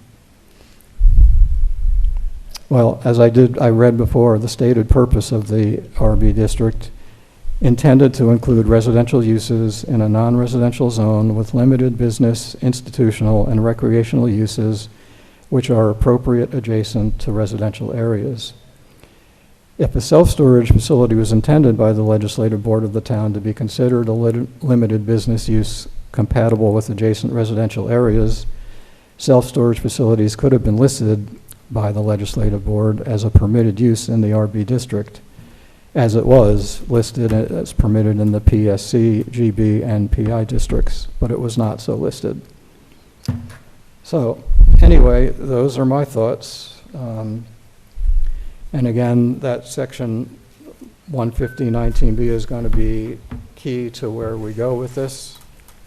So just wondered if I could get board members to weigh in with any kind of comments that you might have, any guidance you can give to Liz if we do decide to authorize CPL to take the FEIS and hopefully finalize it for the board's consideration. Yeah, So- I mean, I think at this point, that's the correct step, letting CPL take the next crack at it, providing some input that is more reflective of the issues that we've raised up to this point. I don't believe what was provided to us for this meeting was anywhere close to reflective of what this board feels to that point. And I'm not going to spend a whole lot of time talking about it because I did send some written comments to Liz. Actually, 2 of the handful of comments that were updated were comments I originally made at the public hearing regarding trucks and traffic through the surrounding areas. I had some thoughts on the responses that were provided that I sent to Liz. So for consideration, for addition to the preliminary FEIS, that could be shared next month. I don't want to get too into it because I feel like everything you just said right now really is, reading the code, explaining the concerns with the building inspector's opinion is, I don't want to bury that too much. So, but I agree CPL should take the next step.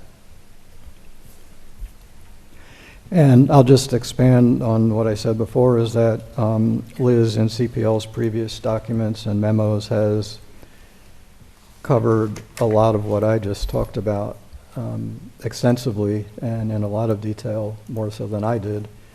But I just wanted to make a point at our public meeting so that everyone understands that that's going to be really important stuff to add to the FEIS, and also then ultimately to base whatever findings we come up with in the finding statement. Right, and I also think it would be helpful if the board is going back through, especially looking at the bolded comments or any of the comments, if there is something that doesn't make sense to you or you don't agree with, that's important also, because ultimately putting together another preliminary final environmental impact statement, it is to be your decision, part of your decision making. So it should reflect, not just the observations of your consulting planner, but, this is your community. And so if something's off base or something isn't emphasized enough, those are helpful things to know also. thoughts I didn't think of or whatever. Kevin, I know you've been kind of waiting for a chance to say things about this. My position on this has not changed since we started the discussions, I think. Fundamentally, I don't believe that we've met some of the criteria outlined in 150-19B, and as a result, my perspective is it's not the best use of that particular area on behalf of the community. And so there's other things that we could consider for that particular area, but that might better serve the benefits of the community. And there are a lot of corollaries to that, one of which is the traffic and the box trucks and how do they turn during rush hours in the morning, in the afternoon, if anybody wants to, you know, there's a lot of elements to that. But fundamentally, that's my perspective on this thing. It hasn't changed, it's been the way, and I just don't believe it's the best use of the property for the community. Yeah, and besides the use issue, which is really key to it, I'm still concerned myself about traffic impacts of the proposed use on residential neighborhoods, resulting in possible safety concerns. I'm also very concerned about the inconsistency of the proposal with the town's comprehensive plan and plan update and the zoning code itself.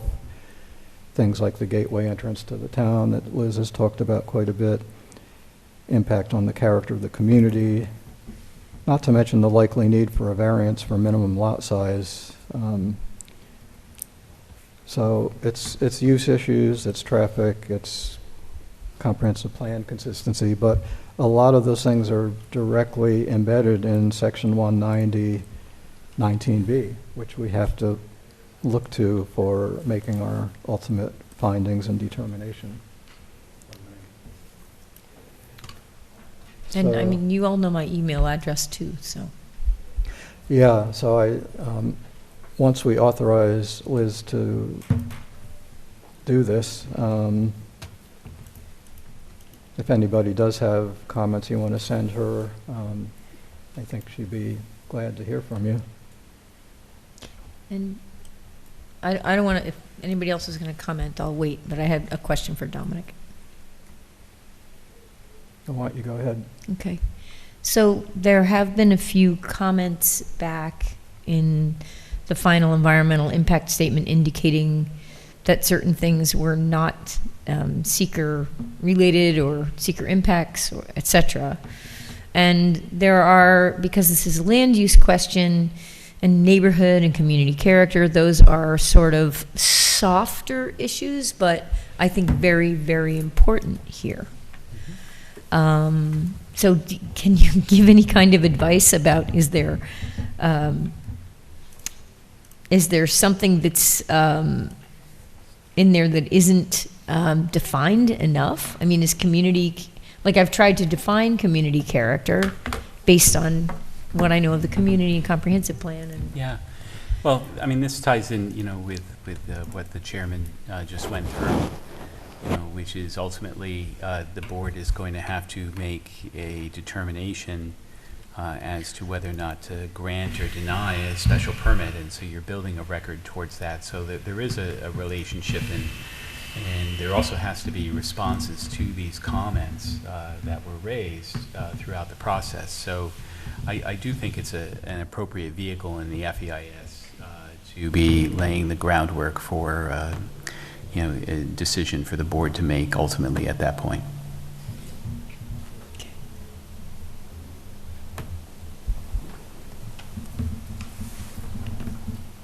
So if there are no other questions or comments at this point, would someone like to make a motion to authorize CPL to take the revised FEIS document submitted by the applicant and for CPL to further revise it based on tonight's discussion, as well as to any other comments that the board may have or send to Liz, to prepare a FEIS document for the board's consideration and discussion at the July 10th, 2025 meeting, or as soon thereafter as possible.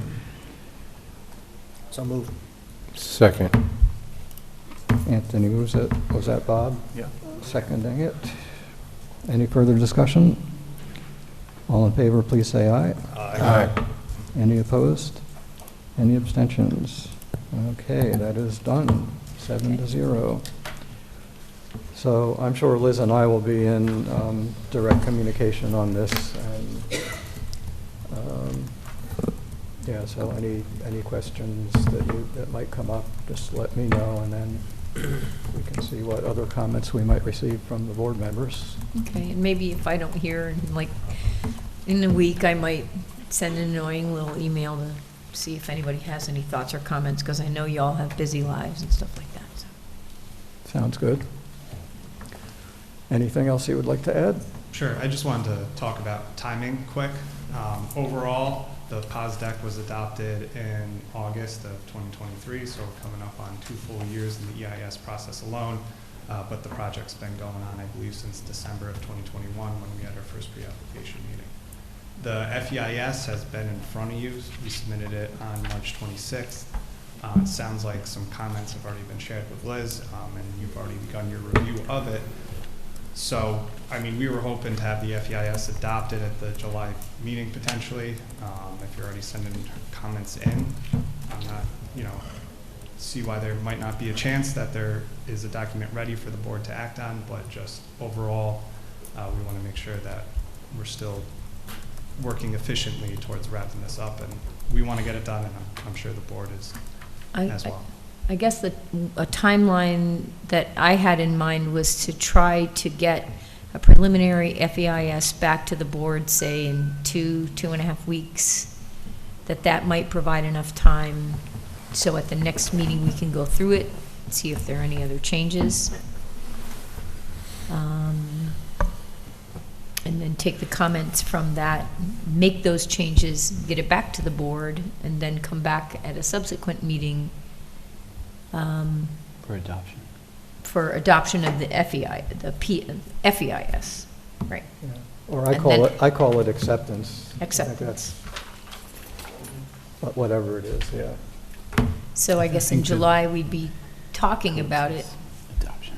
And then, are you saying talking about it at the July meeting and accepting at the July meeting? No, I would think that, the board would want to weigh in, on any additional comments that it has, and it could either, provide you with that guidance at the July meeting, or if it's close, perhaps they would conditionally adopt it, subject to certain revisions to be made, or that they would want to see further drafts or, additional materials for the August meeting. But I think to Mr. Glad's point, is that, it seems that they're moving forthwith with, intention to cover this in the next several meetings, and it's not, I don't think, and obviously subject to the chairman, but, it doesn't sound like that there's going to be a significant gap in meetings since from tonight's meeting till to take this to its conclusion.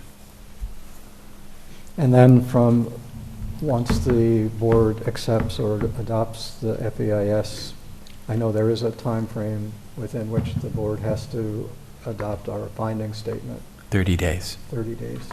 And that's from the date of the filing of the FEIS, I believe. Correct. Not simply the meeting where we accept it, but I think there are some steps that have to be taken. There's a circulation from it, and then there's a 10-day mandatory cooling off period, for other agencies to accept and consider. It's a consideration period, a mandatory minimum 10 days, so nothing can happen in that time frame, which effectively means is that that the finding statement can't be adopted simultaneously with the FEIS.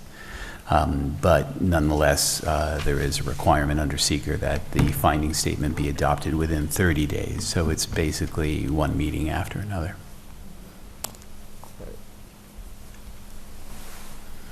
Okay. So that, hopefully that answers your question about timing. Yep, thank you. Okay. And I'm also operating under the assumption that I'm just working now on the document for the board, that there's no more offline consultation. Okay. just want to clear. That being said, however, I would suggest that when the draft is prepared for the board and submitted for the board's review, that a copy also be provided to the applicant.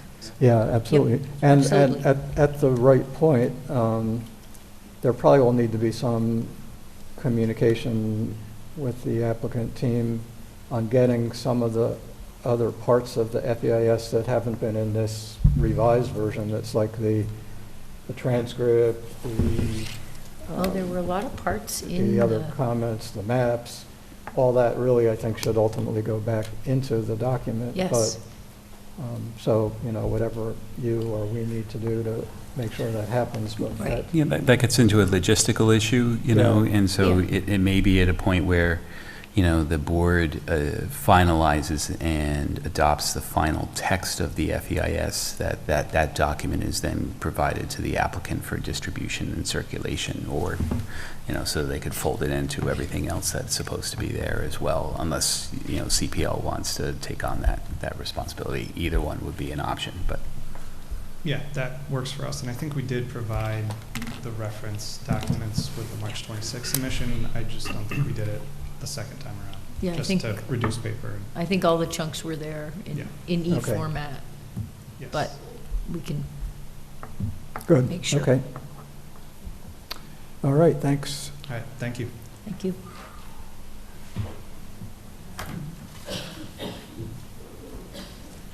All right, next item, Chick-fil-A, 18 Westridge Drive, Site Development Plan, Board to review the submission made by the applicant's representative on May 28th, 2025, and a draft resolution of preliminary and conditional final approval, and to consider adopting and authorizing the chair to sign the aforesaid document.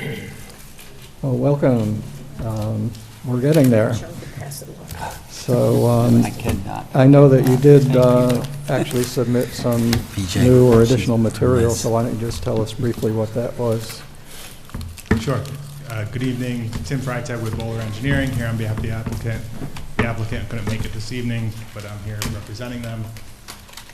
Just a quick history since we were last before the board. There's a lot of history in the past, certainly can answer any questions about the past, but just since we were last here on April 10th, at the April 10th Planning Board meeting, as a reminder, this board did act on SECRA with a neg deck.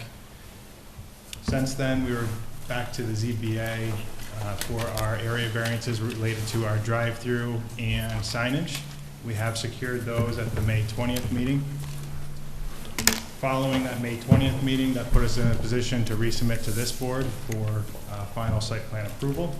In our May 27th resubmission, we had a response to comments letter that responded to all the outstanding engineering comments. Most of them were technical in nature related to construction phasing, soil erosion control, stormwater type comments.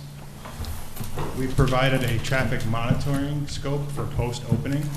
If you recall, at our meeting in April, there was a lot of discussion as part of SECRA around traffic, and at that time, we discussed having some type of post-opening traffic monitoring study as a condition of the site plan approval rather than lumping that into SECRA. So that was submitted to this board for review, along with a stormwater management maintenance agreement, a revised signage package where we reduced the signage to 3 wall signs instead of 4 and eliminated the monument sign as a result of our ZBA process. We provided fire truck and delivery truck turning movements. We provided some correspondence from the fire department accepting our revisions to the drawings. We provided a full stormwater pollution prevention plan and revised site plans that really didn't change from a site plan circulation perspective, mostly just revised to address a lot of technical and stormwater comments. On June 6th, after our submission, we received a final engineering memo from MJ Engineering. They concurred that we addressed all the engineering and technical comments. The 2 open-ended items there are just concurrence with DOH and DOT, which we can certainly provide that correspondence. We've been working closely with both departments. And on June 10th, we received the draft site plan resolution that's open for discussion tonight. We do have 3 comments on that draft resolution when we get to that point, but maybe I'll just stop here and we can talk about our resubmission or any planned comments before we get to that point. All right, thanks. Dennis, do you have anything you want to add about MJ's memo? No, everything was pretty much covered. They mentioned, the board issued the neg deck on April 10th. There were, like Tim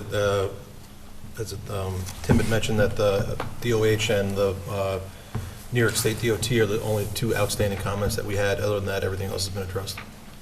Good, okay. All right, Dominic, do you want to go ahead and give us a little summary of the resolution? Yes, and just at the outset, I wanted to say, that we've been working on refining these resolutions for the board, over the last several years and coming up with a standardized language. So most of these conditions, you'll see don't change from application to application. It's just included as appropriate in various different things. And so I also wanted to thank the chairman and Debbie in particular for helping refine these resolutions, because we've taken them, I think, quite a long way in the last several years, at least from my perspective. So I would first, the first 2 pages, of course, are just the procedural history of the application. And so unless the applicant has comments on the first 2 pages, I'm going to skip over them given where we are on the agenda for tonight.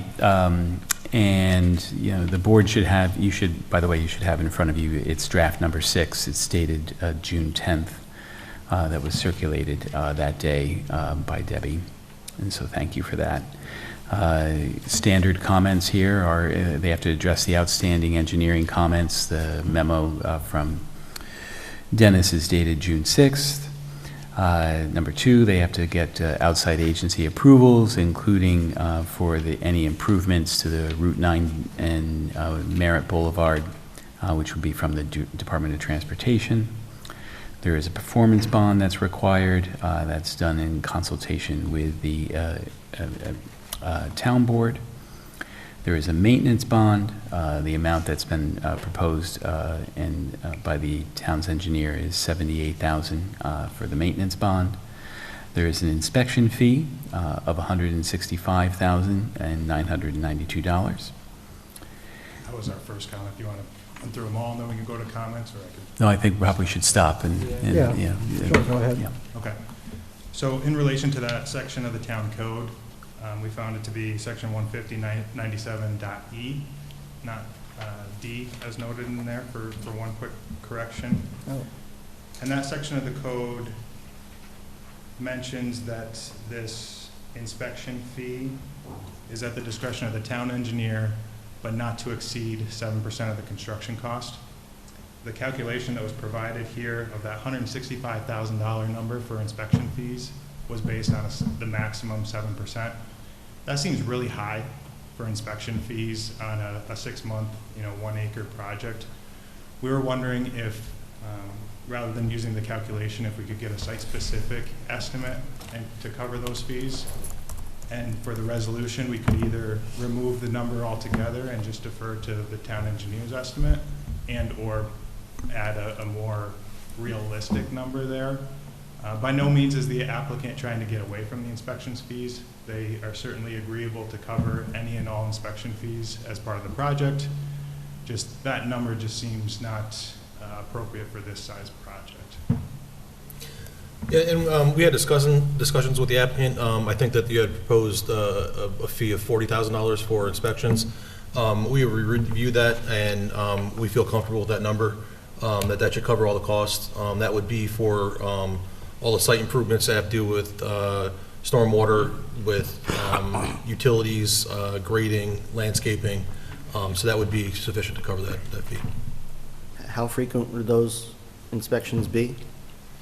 It'd be based on what the construction schedule is, and then at a minimum monthly.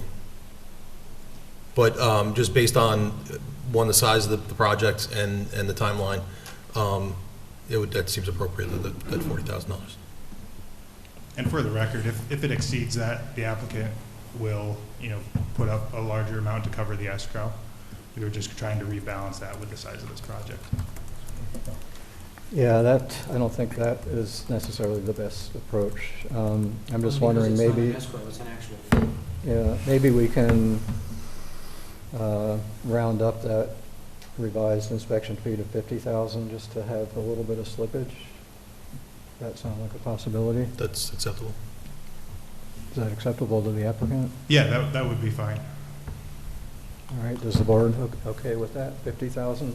But just so I'm clear, so even if the inspections don't meet that max, there's no refund of Absolutely it? not. It's like an application fee.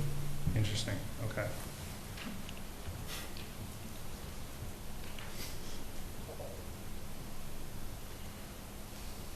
Yeah, that's still, I can understand. And that the- would be- The hesitation on the applicant's part, but Yeah. I think Yeah.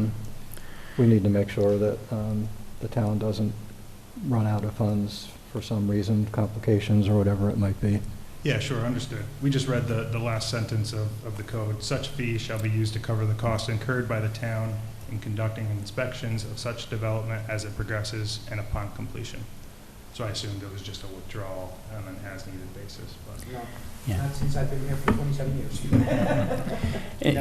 And that said, like, while this board sets the conditions of the approval, it does not control the fees or even potential refunds from fees. Like that would be something that would be dealt with at the town board level. So if, for instance, if you felt that there were unused funds as a result of that, I think that would be a discussions at the town board. This board, like, in any event, let's say, after completion of construction, wouldn't have the authority to even adjust that number at that time. Okay. So Oh. we don't control the purse. By the way, Dennis, while we're talking about the bonds and fees, could you just give us a quick summary of the performance bond amount that was based on cost estimates submitted by the applicant? And then, so tell us what that amount was, just so you're reporting it to the board. The performance bond, I believe that was, I don't have that from you. Let's see if I can, Item 3 was the performance bond that's subject to town board approval with no Yeah. identified amount. Right. Item 4 was the landscape bond with the identified amount for landscape. Yeah, this is one we have to recommend to the town board, Dennis. right, what happens is Dennis, as our engineer, writes a memo after tonight to the town board with a recommendation, and that recommendation is based on the total estimate of site improvements that was submitted. I think that amount was $2,371,000 plus or minus. Yes, that's, So that doesn't go in the resolution, but that's what will be reported to the town board, and then the town board has to make their decision. And at that point, if there are any, reasons why the applicant feels it should be something different, you make that argument to the town board. Understood, okay. Okay? Yeah, the number creeped up on us with the DOT involvement and relocating the driveway and all that. Yeah. Okay, Dominic, shall we move ahead with the rest of the resolution? Sure. So the following conditions are all fairly standard. The plan has to be signed by the owner, and the approval block has to be included. A requirement that all fees are paid and escrow deposits are made. There is the particular condition associated with this project is that there will be a post-development traffic monitoring study. And this was based on the protocol that was prepared by the applicant's team and included as a condition of this approval. We do have just one comment there from Chick-fil-A's internal legal counsel.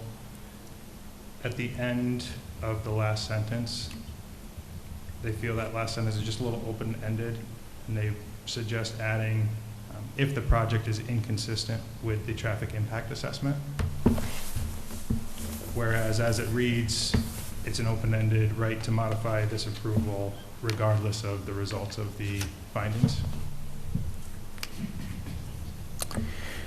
I understand the objective, of trying to limit that, and that gets into a very esoteric discussion as to, the fact that, seeker is, in the board's review is trying to understand what the potential impacts are and evaluate those, through the process. And so in a way, it's kind of aspirational rather than, what real-world conditions may be.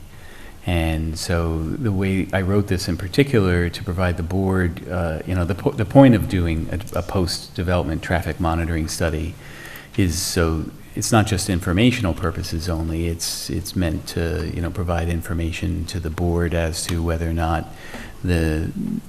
how the site is running and whether or not it's having an undue impact on traffic in the area.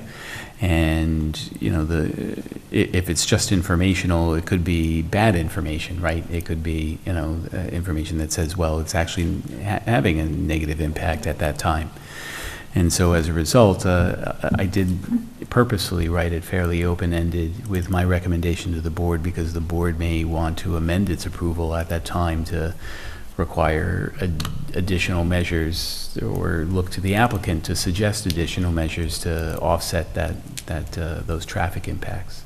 Yeah, I think we're understanding it correctly, and I agree with you. What they'd like to say is just if anything is different than what the board's already reviewed, right? So that traffic study has done the analysis. If the figures or the results of the traffic study and the number of trips that were included in the traffic study, if anything is different from that, then it would make sense to warrant some changes. Whereas if everything comes back from the post-operation study and it matches the traffic study, they just want to close the loop that says, okay, we've already assessed this, we don't have to go on. I understand that, but I think that would be an evaluation that would happen at the time of the board's review of the study. Sure, but their concern is if everything comes back, the way this reads is this board could still make changes that would impede their business, and they're about to spend a few millions of dollars in an investment here that if this board requests restricting a left turn movement for no apparent reason, that's going to impact their business and the investment that they've already made. So it's just balancing, what's been reviewed versus acknowledging if there is a change in the future.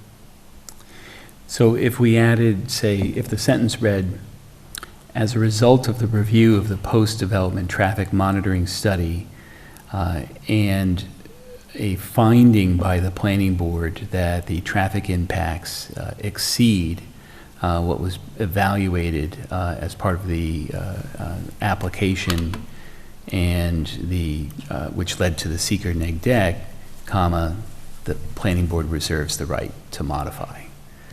Would that, something along those lines make sense? Because I think what they're looking for is something that exceeds what was previously evaluated. That's right. Yeah. That would be acceptable. Is that acceptable to the board? Yep. Yeah. All Yes. right. Before you ask me. And you, Thank you. you have that one? Thank you. You never cease to impress, Debbie, because I couldn't repeat it, so. I can always listen to it tomorrow now, I can cheat. All right. So moving on, we have the compliance with the Zoning Board of Appeals decision that was adopted on May 20th. And then we have standard conditions relating to landscaping and screening, lighting and architectural design and details, basically, which means that the plan has to be built as presented by the applicant to the board. The only comment on those, item number 15. Yeah. The project sponsor shall be responsible for maintaining the entire site in its appropriate manner. We were wondering if we could strike entire site and replace it with lease area, just because the property is part of a larger mall. Yeah, I think that would be fine, because that's standard language, which usually applies, when an applicant has an entire site, but, So in other words, you're saying you don't want to have to be responsible for maintaining and changing Yes. the whole shopping center? it's a fair comment. Oh, well. Although I'm sure you will see team members going across their line cleaning up. They do take care of the place, so. Yeah. And then we have a limitation of use, which is also a standard condition, which describes the application, and anything that's beyond what's been proposed to the board would have to come back to the board for consideration of an amended approval. as well as construction can only, the next one's number 17, only construction that is allowed is what's shown on the plan. The next one would be strict compliance with the secret mitigation measures, so anything that was contained in the negative declaration would also be effective and has to be complied with. And if Chick-fil-A Inc. is no longer the operator of the site, then this would also be binding on not only them, but also any successors. And that pretty much covers it. Any questions from the board? No. All right. Is there a motion to approve and adopt the draft resolution of preliminary and conditional final site development plan approval for the Chick-fil-A application at 18 Wested Drive as reviewed and revised tonight, and to authorize the chair to sign it? So moved. Was that a Kevin moving? And who seconded it? Fred. Fred. Right. Any further discussion? This is after we make those changes and I said with the revisions we discussed tonight. Yep. All in favor, please say aye. Aye. Any opposed? Any abstentions? That carries 7-0. Okay. Great. Thank you very much. And I do just want to thank Debbie. Throughout this whole process, she's been super responsive. I don't think an hour's gone by since we reached out to her, emailed, and got a response. So thank you very much. You're welcome. Thank you. Thanks, everyone. Appreciate it. Thank you. Good luck with the project. Thank you. You have a start date? Not yet. This will start scheduling all of that. Great. All right, next we have Fantozzi and Cabrera, 1613 Route 9D and 1611 Route 9D, subdivision and lot line realignment. Board to review the submission made by the applicant's representative on May 28th, 2025. Welcome back. Hello, board. Good evening. I'm Nick Caesar, the project engineer. Since the last time this was in front of the board, which was in May, we provided a revised plan specifically addressing each deliberate comment from the engineer's technical review letter. And we provided an easement and maintenance agreement delineating the utilization of the roadway. And we also provided the State Historic Preservation Office findings letter of no impact. Right. The only item that is left outstanding from my perspective is a correspondence from the DEC regarding the endangered species in the vicinity of the project, which are 2 species of bats. And there are species of bats which come up often in the Hudson Valley, and often the DEC's response is to limit tree cutting between the months of November and March. So Yeah. it's likely, that, objectively, there's no bat hypernicula on the property. The DEC has to go through their process, but they just haven't reached back out. So we don't anticipate that that's going to cause a significant challenge for the project, but we still do not have direct or deliberate correspondence from the DEC regarding that. So that's generally the updates since the last meeting. Good. Okay, thanks. Dennis, do you want to go through? Yep, we go through our comments. It's an unlisted action. Coordinated review is optional. At the May 8th meeting, the board elected to undergo an uncoordinated review. There were some minor comments, one of them being the VATs on the EAF. We make note of the requirement of the GML. No variance is required.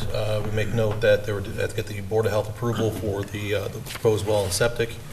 And there's some details that would be needed for that. Other than that, everything else is technical in nature. Any questions for Dennis? So just a quick comment. Sequentially, our objective is to get a conditional approval here so that we could go to the health department to get the septic and the well approved. We've already interacted with the health department. We already have had the plan circulated to them, and they said we need to come to the planning board to get a conditional approval before we can go back. So that's already been initiated and orchestrated. We're just waiting for that aspect. And then after those approvals are provided. We already did the observed soil tests and everything is generally checking out. We would take those approved plans and bring them back. Those are the details that the engineer is suggesting need to be provided. So those would get vetted and approved by the health department. We bring them back to make sure that the planning board is aware that it's approved in accordance with the conditional approval. Dominic, did you have any questions? I think in particular, there was this driveway easement and maintenance agreement that was submitted. Do you think that's adequate and appropriate, or have you had a chance to look at that at all? I haven't reviewed it in depth, to be honest, and typically that would be a condition of the approval. But to that point, though, in terms of conditional approval, is that there's some procedural steps that haven't occurred here yet. There hasn't been a public hearing. Right. We haven't concluded seeker at this point, and only at that point would the board be in a position to. Yeah, for sure. Yeah. Our intention was to ask to schedule a public hearing for July. Okay. And ideally, we'll get the DEC notice, and maybe the negative declaration can be discussed. Obviously, we need to get some correspondence from the DEC about that particular topic, but I'd anticipate that. I thought you might have been asking for conditional approval tonight. No. I was just outlining the trajectory. Just outlining the trajectory that we have to go to the health department. I appreciate that. Thank you. Because there's a chicken before the egg transaction with the health department. Yes. Yeah, so it's looking like for a public hearing that sufficient plan revisions and details have been prepared, and I think, like Dennis said, there's just some technical issues that remain to be resolved, but that shouldn't stop anything from scheduling a public hearing for the July meeting, I don't think, should it? No, I think it's appropriate to schedule a public hearing. Can I make a clarification there? Is there any technical adjustments that need to be made to the plan, or is there not? No, not for the public hearing. I mean, technically, there's obviously the approval from the DOT, or sorry, the DOH, and then you'd have to, get the plan signed, and you have to, the one thing you'd have to, the plat would have to be filed by a surveyor. Yeah, but that's all after the conditional approval is issued, correct? Yes. So then thus there would be no technical requirements needed to get a conditional approval provided, correct? Yeah, No. I just had a couple of questions, Dennis, from your memo. So Sure. there was the drainage analysis where you did have some comment. Does that need any further detail as far as you were concerned, or is that okay? No, they provided the information that I was looking for. There's no more comments on that. They provided sheet 4. There was a drainage plan, and there was no comments on that. And then erosion sediment control plan. That was all That was private, yes. part of the revised plan, so that was Yes. okay? Okay. All right. So, To make a public hearing? yeah, so could we have a motion to schedule a public hearing for the Fantozzi Cabrera subdivision and lot line realignment for the July 10th, 2025 planning board meeting at 7 p.m. or as soon thereafter as possible? Fred moves it. Is there a second? Second. I think BJ got you on that one. One side? Any further discussion? All in favor, please say aye. Aye. Any opposed? Any abstentions? Okay, that carries 7-0.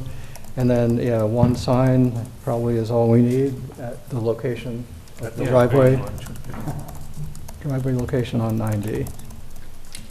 So Debbie can help you with the public hearing You'll get sign. a packet from me in an email, what you have to do. Awesome, thank you. And then my last question was, has the municipality initiated GML 239? That's not, that doesn't. It's not required for Not subdivisions. here. Oh, is that required for subdivisions? Okay. We have what's called Then- certain exemptions with the county that there's a contract for. Yeah, they don't want to see it. Nope. Okay, They so don't want to that's, see seeker either. so that's They won't do not, it. so that's not required? No. Okay, Okay. all right, thank you very much. We'll see you next month. And finally, 300 West Edge Hotel, site development plan and Town Zoning Board of Appeals referral of application number ZB 25-003 for area variances. So we have sort of two things going on simultaneously with this action item. Board to review the submission made by the applicant's representative on May 28, 2025, as well as the Town of Fishkill Zoning Board of Appeals referral. And also, I'll just note that the agenda item will also include review of draft EAF parts 2 and 3 and a draft neg deck, which we inadvertently left off of the written agenda, but we're going to do it anyway. So we'll consider those secret documents as part of this as well. All right, do you want to give us an update on the submissions? I can give you a quick update. So for the record, it's Neil Alexander from Cuddy and Fader, and to my right is Karen Magudo from Labella. Felix is not here, but we got, and we also made the green disappear. That's really the bottom line. We made Felix disappear and green. No, sorry, it's laid out. Interesting point. But it's still on the signage, but it's not on the building the same way. And I think that's, sorry, they're going to come in and yell at me that I'm not into the mic enough. That's really the crux of the update. I know Dominic just stepped out. It's been a long meeting, and I'm sure he'll come back in a second. But we had a chance to read the neg deck when you get there as well, and we didn't have any comments. And as you know, with the ZBA referral, we're on our way to them next week. So not meaning in a rushed way, because we know it's a late hour, but we're comfortable, and we're hoping to take the seeker step tonight, which would allow the ZBA to also, if they felt comfortable, to conclude their process when we're in front of them next week. And I think that's pretty much most of it. I think, and we can tour you through the architecturals, but really that the change is that greenish metal cladding is gone from the building itself. And I'm standing up here, I don't really get to take credit. Bobby is really the one who made it happen as the developer, and I'm sure there's some scars that went with that. We do appreciate that. That actually, I think it looks much better as you're now proposing it. So thank you very much for doing that. I think the green color being on the sign and that the little tiny sign, which I think is a tiny sign on the building, the ZBA may not think so, but anyway, I think that part of the green is acceptable, but the fact that you know. We'll let them know you said that. The fact that yeah, you can tell the ZBA that we're okay with it. Actually, we're going to get to that later, but yes. But thanks for doing that. Dennis, do you want to quickly review? Yeah, I'll go through. Most of our comments have been addressed. We note that the seeker, that it was classified as type 1 action, was circulated for coordinated review in January. Most of our comments are addressed. We did make note of the requirement for the Board of Health approvals for the water and sewer, and then there was two very minor comments on the SWIP that can be should be addressed by the, or not a big deal. Actually, I'll just make a quick correction, Dennis. It's an unlisted action, which you did say in your memo, but I did. Oh, I'm sorry. Yeah, unlisted action. Sorry. Any questions for Dennis on that, or any questions for the applicant? What do we do with the snow? You Sorry, told us one what? time before. That's a good question. I don't have the answer.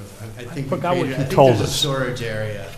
Because right now, the snow is all stored on your site. Yes. When they stored, plow it. right. So I don't know where they're going to go with it now. I don't know if I know the answer to that, but that's something we can come back, when we come back for final site plan, we'll get you a better answer on that. Yeah, because we are combining everything and it's going to be tight. Yep. Good Sorry, question, Chair. Fred. Good question.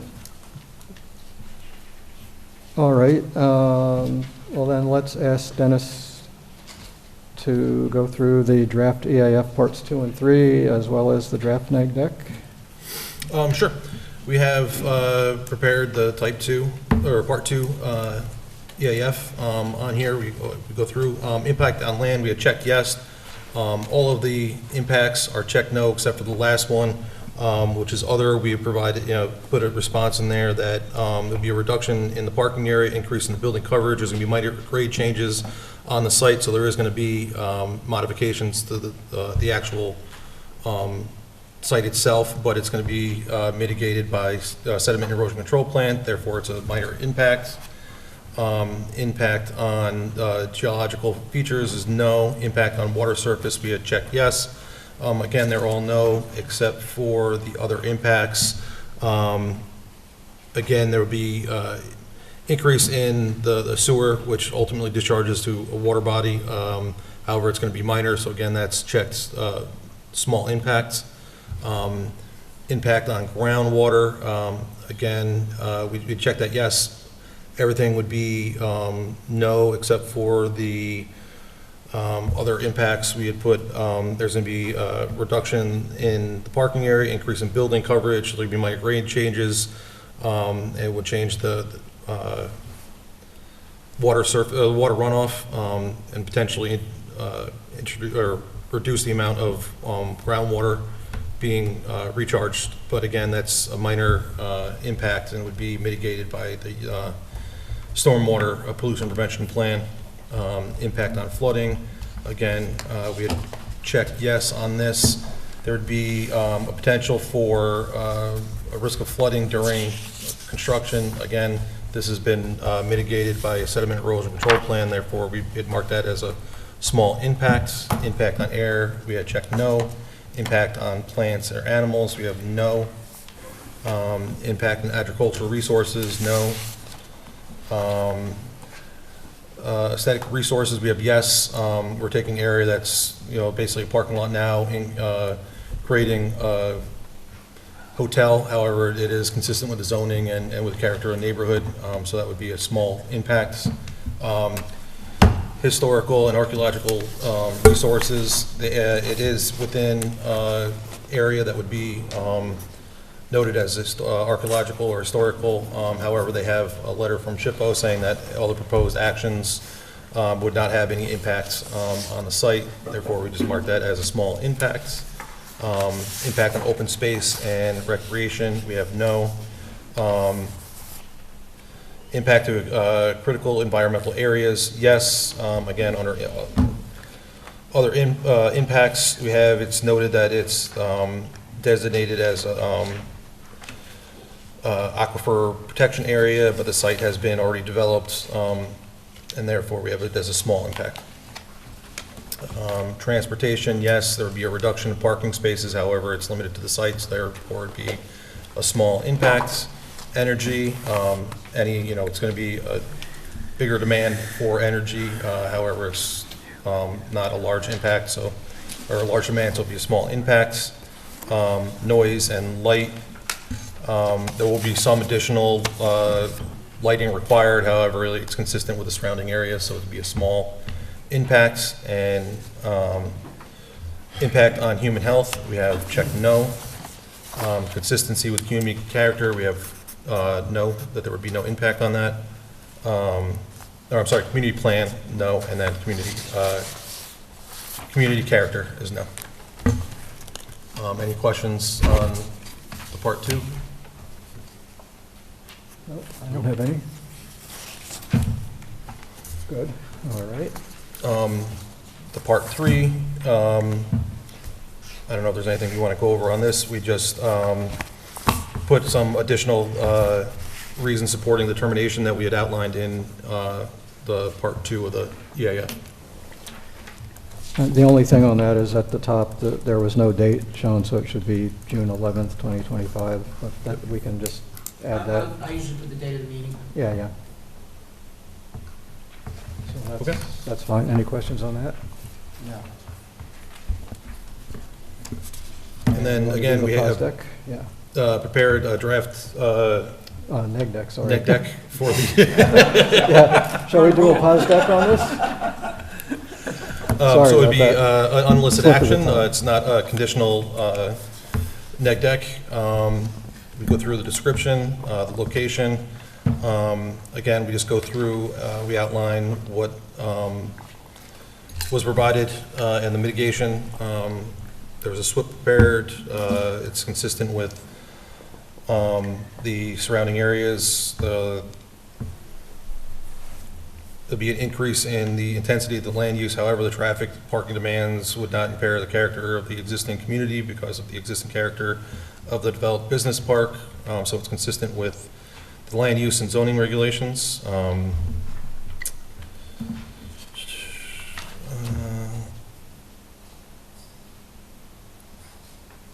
And then again, we go through, we make note of the traffic study that they had prepared, and that there'll be no major impacts to the traffic on that. Just going back to page 2, there's a spacing problem with Yes, that I first can point sentence. that out, yes. The planning board makes the following findings supporting and substantiating this determination. Actually, also, on page 1, it's minor, but between where it says location at the bottom and reasons, there should be an extra space in between the paragraph and the next sentence. As long as we're nitpicking, I just wanted, I think we all know it, and I think it just must have dropped out in editing. On the description of action at the end of the first paragraph, the variance, we're also getting a variance for signage. As you know, because you're about to talk about that as another item on the agenda. So it says, the project also requires an area variance for encroachment into the rear yard, and is I don't know if you want to say is seeking area variances for signage. I don't know how you, it doesn't. Requesting? However you want to frame it. I just want to make sure it's in the description of the action. If, just I wasn't going to add- say anything, but since you guys all jumped on, I worries. thought I'd bring it up. Okay. Thanks for that. Thank you. Any questions from board members on any of the documents that Dennis just went through? No. Hearing none. Is there a motion to approve, and we'll do them all together, approve the draft EAF parts 2 and 3 and the draft neg deck for the proposed 300 Westage Hotel Site Development Plan as reviewed and revised tonight, and to authorize the chair to sign those documents? So moved. Anthony moves it. Is there a second? Second. That was VJ again, seconding. Any further discussion? All in favor, please say aye. Aye. Aye. Any opposed? Any abstentions? Okay, that carries 7-0. And so with the adoption of the neg deck, that will enable the ZBA to go ahead with consideration of the proposed variances. That's June 17th, I think, is their next meeting, Debbie? Next Tuesday night? Yeah. Okay. So just briefly mentioning the waivers for the parking and loading spaces, based on the parking assessment and the traffic impact analysis and the applicant's responses, requested waivers for parking and loading appear to be justified with no significant adverse impacts. Just wanted to make sure planning board members agree with that, because we'll need to address that when we get to a resolution of approval. Hearing nothing. Yeah, I mean, I think we've talked about that, right? Yeah. Yeah, and there was a detailed parking analysis that was submitted that basically went through the whole thing. Yeah, I think at this point, at least for me, we're okay there. Okay. Let's see. Well, let's see, I'll turn to maybe Dominic and Dennis to ask whether perhaps we should authorize the preparation of a draft resolution of approval for the next meeting. Yeah, my position usually on these things is that the board could always have the advantage of having a draft, and if they're ready to move on, then they could. You know, it's possible that the applicant concludes their process before the Zoning Board of Appeals, you know, at the June meeting, and I would hate to see them having to come back in July just to ask for a draft resolution be prepared for the August meeting, Yeah. when it could have been considered at the July meeting. So would this, for this type of application, would this normally be a draft resolution of preliminary and conditional final?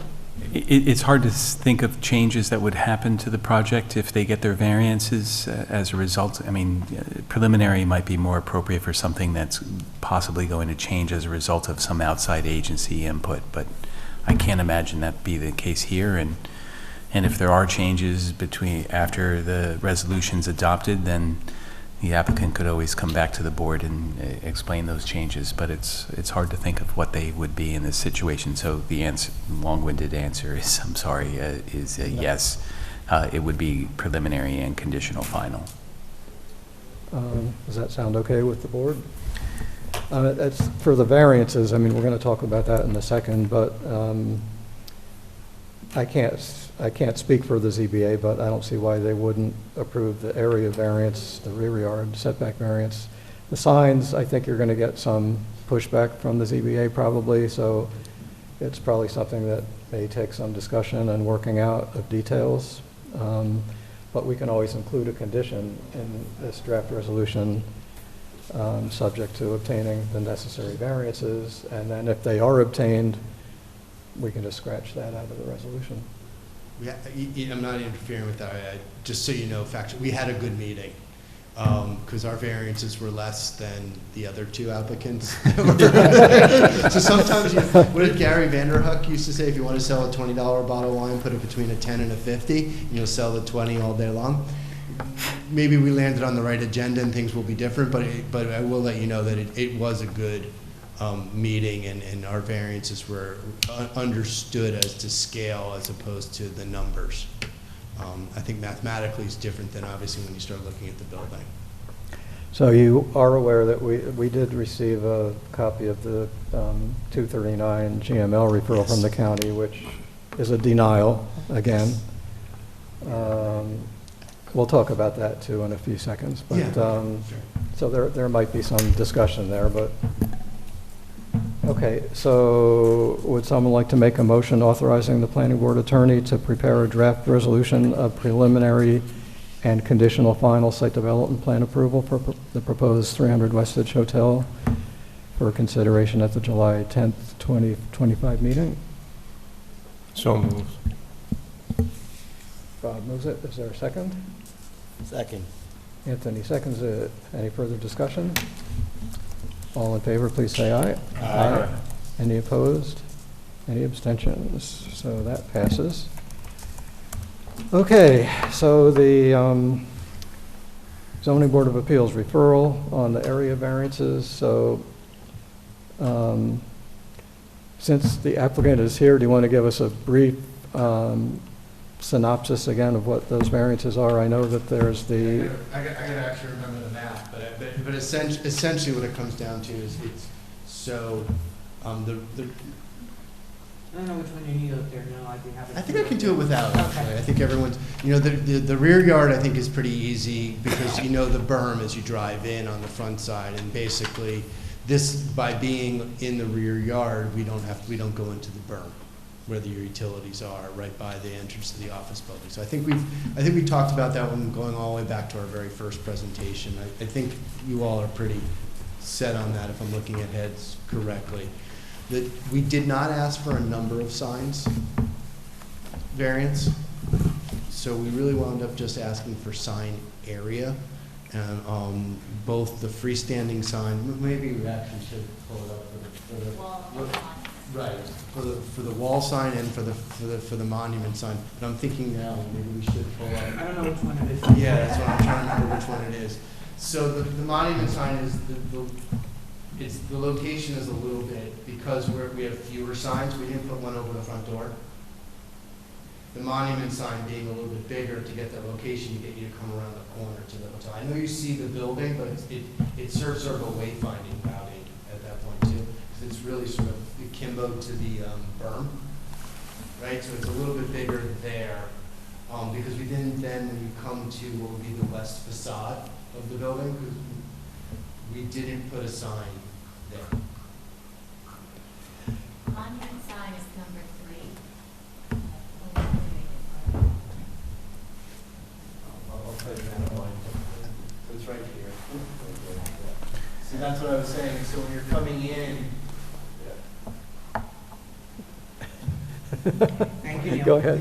So when you're coming in and making the left turn, you're obviously now you have the entrance to the office building on your right.